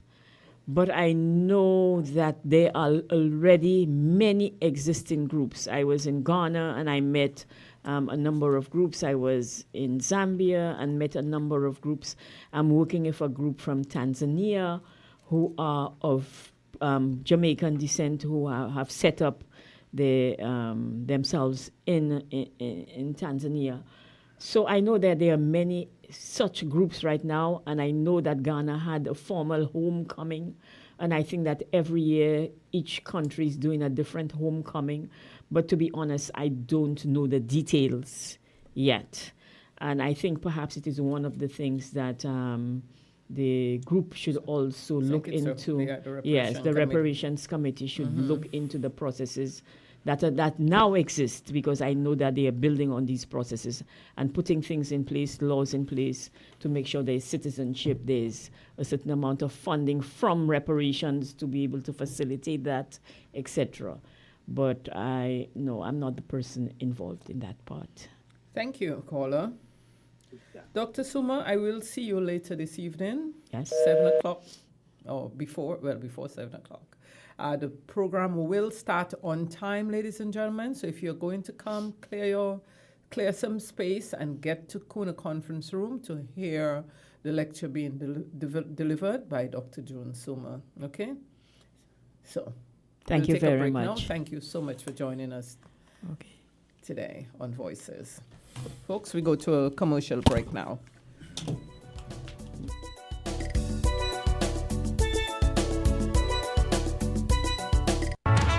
Horsford's Value Mart IGA is helping you spend less and save more. How, you ask? Essential Everyday and Equiline. Spend less on our Essential Everyday products and get the best quality, the best taste, and the best value. Spend less for all your family health and beauty needs with the Equiline brand of over-the-counter products. Horsford's Value Mart IGA is helping you spend less.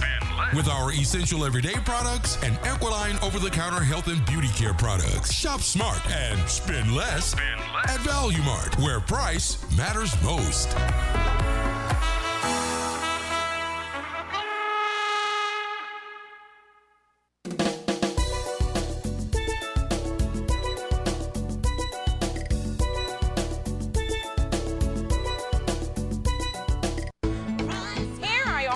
Value Mart IGA specials. Running May 16 to May 29th. Now our Value Club Blue Tag specials. Lay's chips, $8.99. Kraft mayonnaise, $24.99. Palmolive dish liquid, $11.99. IGA and Essential Everyday Salad dressings, $10.99. Peter Pan peanut butter, $12.99. Totino pizza rolls, $10.99. And now our very low weekly value deals. Essential Everyday Lasagna, $6.99. Pillsbury Cake Mix, $6.99. Old Orchard 100% apple juice, $9.99. DM toothpaste, $4.99. Irish Spring Bar Soap, $11.99. Extra Liquid Laundry Detergent, $12.99. Shop Smart, Shop Value Mart. Tell them in Spanish. Sea listo y haga sus compras aquí en Value Mart.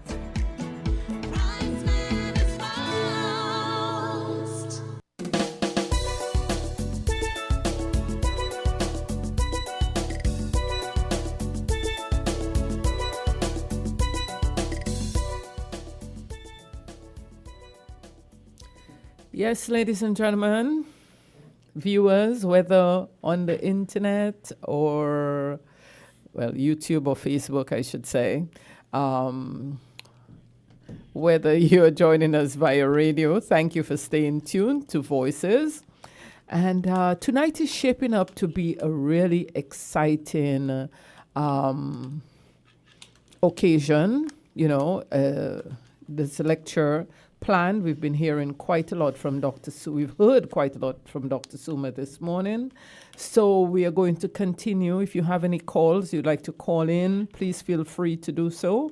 We will have a wide range of persons who have already committed to come in, including persons from our government, from Her Excellency has said that she will be there as well. I know that persons from the Eastern Caribbean Central Bank will be coming, who, you know, Dr. Suma once worked at the Central Bank, so we're happy that we have been able to bring her back so she can, you know, reconnect with St. Kitts. She knows St. Kitts quite well, and you hear how she spoke. You know, she didn't say, talk about St. Kitts as if it wasn't home. St. Kitts is very much home for her. Jamster, do we have any calls? No. Okay, so folks, as we continue on, it's been as I said, it's a long time I haven't sat as host of this program, and we've been talking about tonight's, and we've gone in quite a number of different directions, all pertaining to the topic. As chair of the Reparations Committee, I want to continue in the vein talking reparations. If you have any questions, if you have any opinions that you would like to share with us, please feel free to call in. I am here also in the studio with me is Ras Kalonji, who is a member of the Reparations Committee. Kalonji, do you have anything you want to share with us this afternoon? Yes. My time of day. I'm morning and afternoon. Greetings, to the listening audience. This is the sound of the Mama Ras Kalonji. Basically, Dr. Suma, somebody raised the question about identity. We as a people. I think it is time now for us as black people, African people in the Caribbean, to identify themselves as Africans, plain and simple. You know what I mean? We like to talk about we're Caribbean people. But we're Africans. We were stolen from Africa and brought here, to create wealth for our exploiters. So I'm saying that the question of identity is that each Caribbean country, when it comes to black people's interests, we should just come straight out and say we are African people. And that should be a criteria which is used when it comes to identifying ourselves as who we are. You know what I'm saying? Mm-hmm. So the whole question, again, of national consciousness, one of the main things that is lacking here amongst our people is a question of national consciousness. We don't know who we are. And that is one of the main problems that is afflicting us here in the Federation of St. Kitts. I think it was Miss Henry who raised the point that we deal with the different, well, I'm belonging to this party and that party. I think now here in 2024 that is not no longer an issue. We are African people, and that's what we should refer. That's how we should refer to ourselves. That's the way how I see it. But it's a process, and it have to deal with educating our people here in the Federation of St. Kitts. That's how I see it. Dr. Suma talked about the work that the Reparations Committee needs to do with regards to the youth, with regards to educating. So I think the onus will be on us as members of the Reparations Committee to really start to iron out a plan so that identity crisis that we suffer with can begin to shift in the next generation. I think one of the things when I go off to the schools, where sometimes I get the opportunity to go to schools to give a talk, I would tell them, you spend a lot of time, because I see it, I have a teenager, you spend a lot of time on TikTok, you spend a lot of time on social media. There's a lot of information now out there that you can begin to look up yourself. I mean, it's very easy in this information age to find information for they themselves to begin the work. But, I don't think they're going to, maybe they don't, they need that extra push, right? So I think as a committee, we have to find ways. I know we spoke about, and Dr. Suma was actually, is talking about things that we ourselves have spoken about, where we want to have a competition where the youth can design what's the word? It's getting away from me. A symbol, design something that would speak to reparations that we can use as our symbol for St. Kitts Nevis National Reparations Committee. We've talked about having an art exhibition where they can tell us through some form of art, some art form, what reparatory justice, what reparations should look like. We've talked about having some cultural activities. And I think when children, not just students, when children and young people get involved in these things, then it helps them to dive deeper. So they begin to do the research, they begin to look up stuff, look up information so that they can portray around the relevant topic. So I think we do have a lot of work to do. We've been trying. I know it's been on our agenda to go into the schools. We went to see the Minister of not the Minister of Education, the PS in Education, and he guided us as to how to go about it. We haven't had enough time for us to visit the schools, but I think we do have to make a concerted effort. There is a need for us to grow the committee, all of those things, because, we are very few in membership. We have to tell people out there who are interested in being a part of the committee to contact us. Let us see how we can grow the committee and make it more embracing of different persons in the society. Okay, make it a larger body. I'm not sure. I know this committee was formed under the previous administration and we continue under this administration, but maybe some shift has to happen so that we can be an organization that can function on its own. As to how we're going to go about doing that, we have to look at that seriously. So some folks out there may have ideas, but for us to get the work done, it cannot just be a few people. It cannot just be that we do it without funding. We need funding. To do anything these days, you need, I'm sure you'll agree with me, Kalonji, that you need money to get it done, right? So I think one of the things we could do in terms of getting funding, in terms of our educational process, what you think about printing up some T-shirts and sell them? There's different ways things could be done. Well, you see, but to begin with, you need money. Everything needs, so someone has to make that investment. So, Dr. Suma, I know you're sitting here with us. I didn't want to tell people you're still in the studio, but they can see you. So are you ready to say bye? Okay. Yes, thank you again. And I will see everybody this evening, and do not hesitate to engage in the conversation this evening. Yeah, thank you. Thank Enjoy you your very lunch. much. Yeah, so Kalonji, I'm happy you're here with me, so we can keep this conversation going as the regular host, Socrates, isn't here today. Jamster, any calls? Anyone? Okay, so it's quiet today. Folks, we need your input. This is about us. You've listened to Dr. Suma speaking this morning. We need to recognize who we are.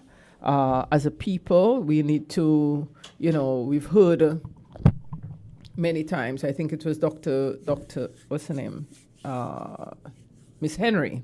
Miss Henry called in and talked about our identity and the fact that, we sometimes do not want to say that we are African.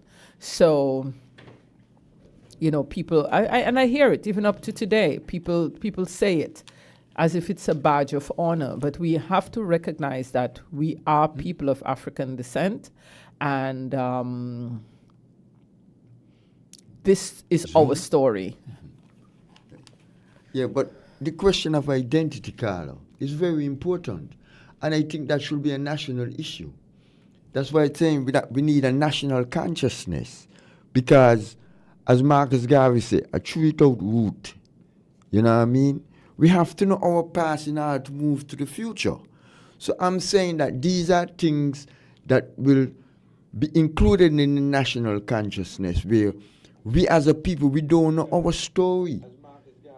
Mm-hmm. So what we are saying is that these things are very important, as Dr. Suma elaborated on it in terms of our identity. We are African people.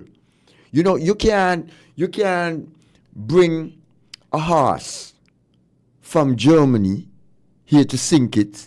It gets more horses, and then the new horses, they ain't horses anymore. So those are things that we have to understand as a people. We are an oppressed, exploited, and discriminated people. Okay. And as Malcolm X said, that is what binds us together.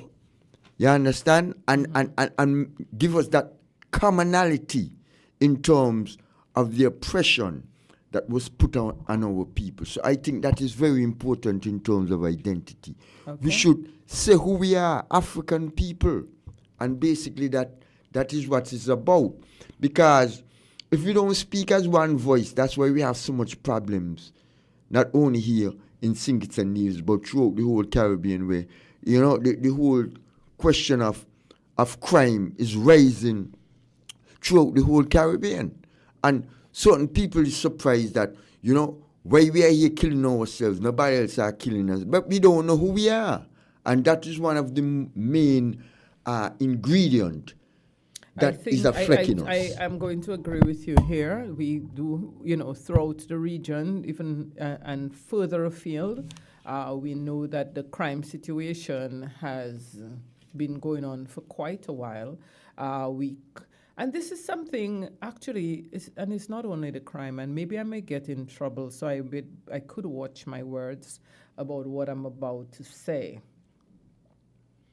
Some people may be upset with me for saying this, but let me put it this way. We have moved away from our spiritual self. Okay? Many people have been saying, and I get it, you know, last week you saw me, I was in the march, which went around Bastille, Jesus in the City. Many people are of the opinion that Christianity, and it is true, it is a fact, Christianity was foisted upon our people. Many years ago, I recall doing a radio program on this very topic where we spoke about the Christian Africans and Christianity. In some research that I've done, I've seen where Africans, our ancestors, they had a knowledge of God. They had a knowledge of Christ. They had that knowledge before being brought here forcibly to this part of the world. So they embraced it. Okay? Yes, the enslavers had the Bible in one hand while they crucified us in another. Those people were people.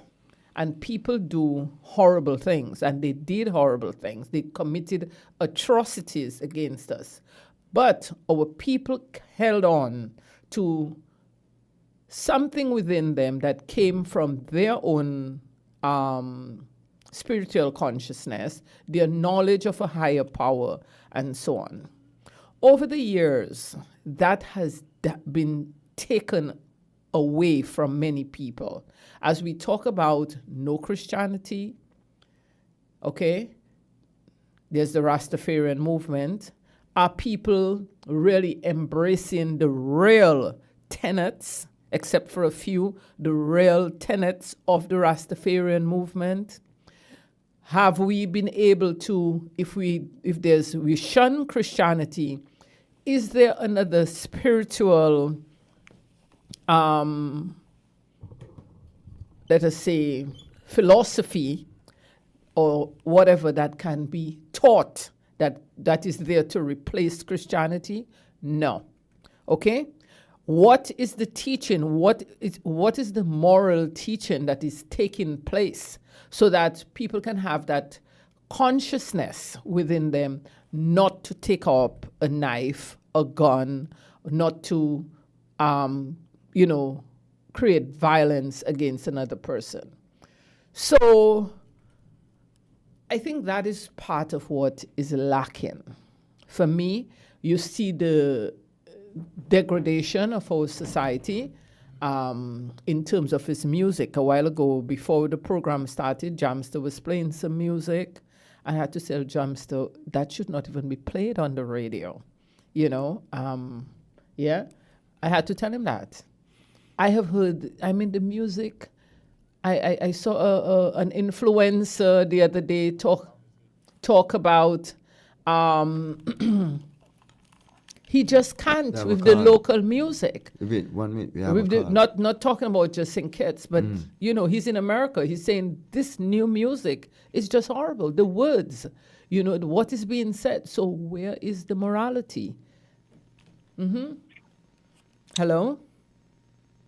Yeah, hello. Yeah, good afternoon, man. How you guys doing, man? I'm good. Yeah, I had a personal situation earlier this week. You know, someone commented about how I talk and my accent. But, you know, to that person and persons who's really so ignorant, I just want to tell them straight up. Don't worry about the way how I talk and my accent, but worry about the content that's coming out. You know, get the message across. You know what I mean? That's very ignorant, you know, and I find that a lot of times when people come in with a lot of positive comments concerning the Federation and the issues, there's always the person that's coming behind and still bringing that negative connotation back. You know, you ain't going to go listen to a speech of one of our leaders, Malcolm X, Martin Luther King, and critique them on how they talk. You know what I'm saying? So don't critique man the way how I talk either. You know. Okay, I'm not Content, okay. Did that happen? I guess that happened on some show that you were on or something. Yes, that's correct. That's correct. Take the content and. Okay. That's all. That's what I want to put out to the Federation today. Okay. Who the person is, they know who they are. Okay. Anyway, my question today is, you know, Haiti being the first black nation in the West that went to independence, how come Haiti didn't get the drive to lead the CARICOM body? You know, just like how we have the Security Council in the UN, and big countries like United States and Russia and China is leading on that council. How come Haiti is not the leading force in CARICOM, being that they are the first country, black country that went independence, and being that they have the big population?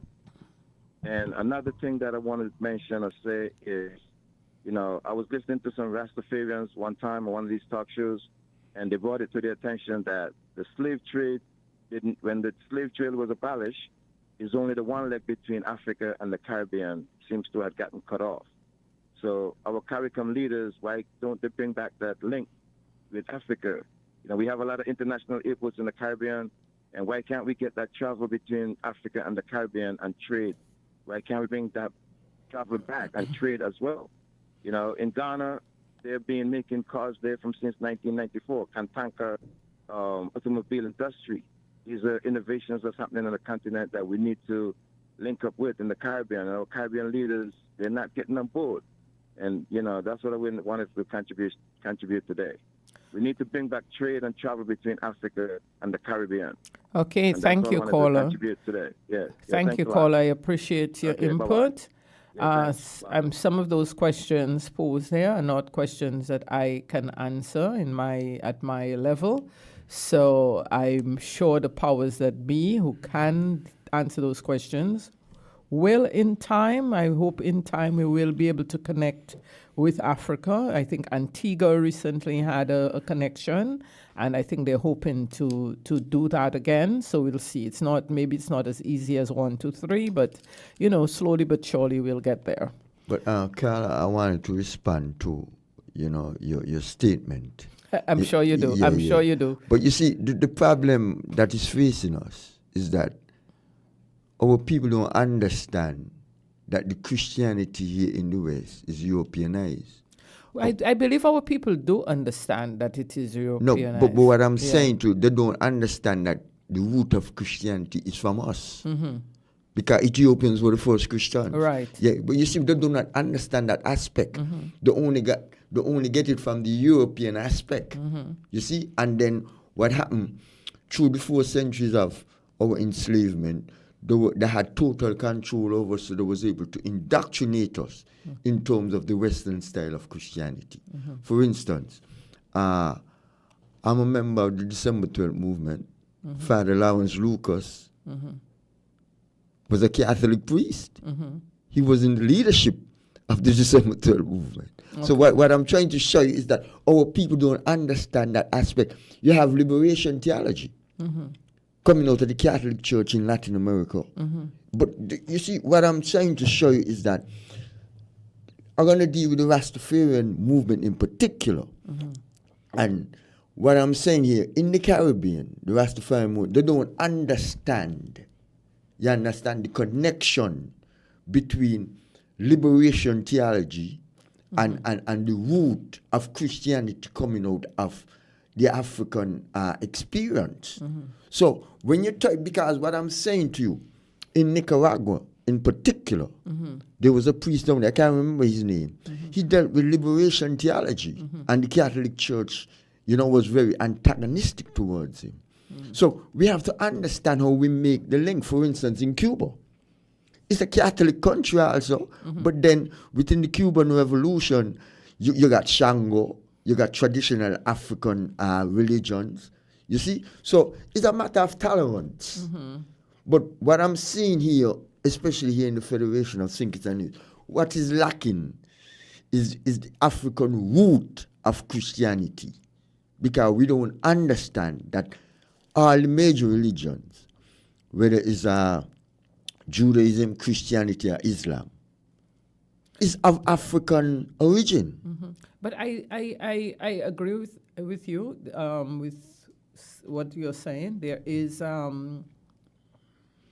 that European element to what we have been taught of, a highly European element. But when you start to dig deep, you find out. And I think that is where, because, for instance, someone wrote to me the other day, basically cussing me out for my, for being Christian.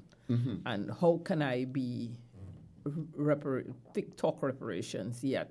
And so that is something I'm happy to be talking to you and hear what you have to say on this. Do you know that? Because people don't see, and the thing is, I get a lot of history. Okay, you have a last caller. Yeah. Hello? Caller, go right ahead. Caller, you're alive? No one's there. Okay.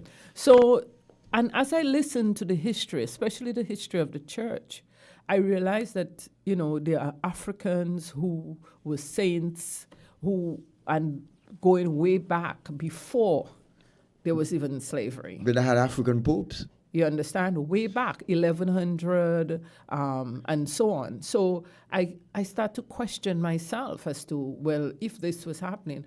But I think once slavery as this hello? Hello, caller, you're live. Greetings, everyone, So, Carl, is you the chairman of the committee? Yes, I'm the chair of the St. Kitts Nevis National Reparations Committee. Yeah, so then I think I need to come to see you. Okay. All right. Yeah, but you see, repatriation is important in the whole thing, Of course. Right now, I think there's a program going on between the UK and Rwanda. They're sending migrants. Where people don't want in England, they send them to Rwanda, right? Rough charge, and of course, they're giving them money to live off of. So I'm saying, if they could do that there for these people, who some of them ain't even African, you know what I mean? Then what about we? The Arabs are buying up a lot of land in Africa. Chinese are also buying up a lot of land in Africa. Europeans want a white-only country in Africa. So I'm saying when they're done with all of that, there ain't going to be no space for us. I hear you. Caller, we have 2 minutes, 1 more minute of the show, so I thank you very much for your input. Okay, so we'll connect. Rascalonji, I know you and I could talk and talk. I was just, we were trying to fill up the space. So this conversation could go in many different directions, but I want people to know we all have our opinions. We can disagree, agree to disagree, and but all of that. It's a question of tolerance. Yes, but and we His want, Majesty- for us, I think one of the ways in which that we will solve this is for us to create a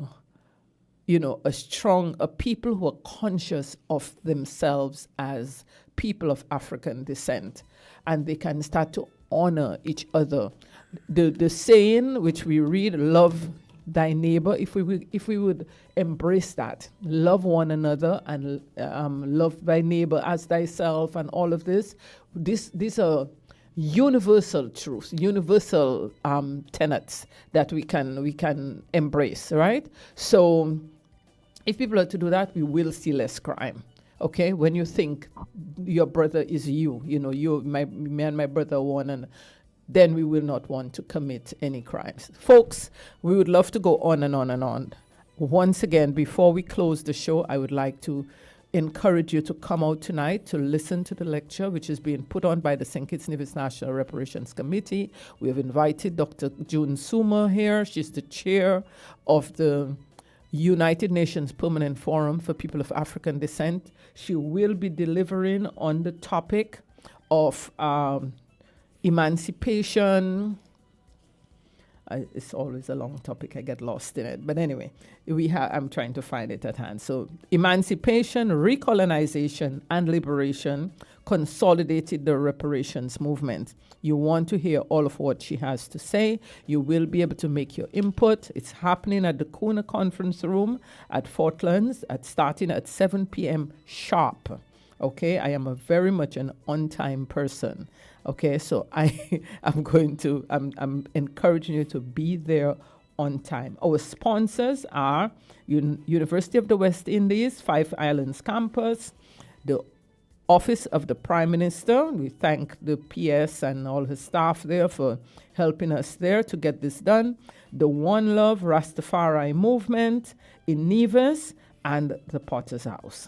So thank you ever so much, and I look forward to seeing you. If you can't join us in person, then feel free to join us online. Okay, and you can put in African Liberation Day lecture into the YouTube, and you should find it. It should pop up. All right, African Liberation Day lecture, consolidating the reparations movement. You will be able to find it. I do have the link. We will share it in the YouTube chat of WINFM. So before we close off, Carol, I'd just like to say, we should, what Granny said, respect one another. Yes. Love one another. You know what I'm saying? What Granny said. I love your Granny says. Thank you, Granny. So, yeah, what Granny said, respect one another. If we listen to our grannies, I mean, the grannies, like I am now. Yes, love one another, respect one another. Jamster, have a great day. Is it your birthday today, by the way? When? Sunday. Happy birthday, Jamster. Oh, Sunday. Well, anyway, it's just past. You're Gemini. Happy birthday.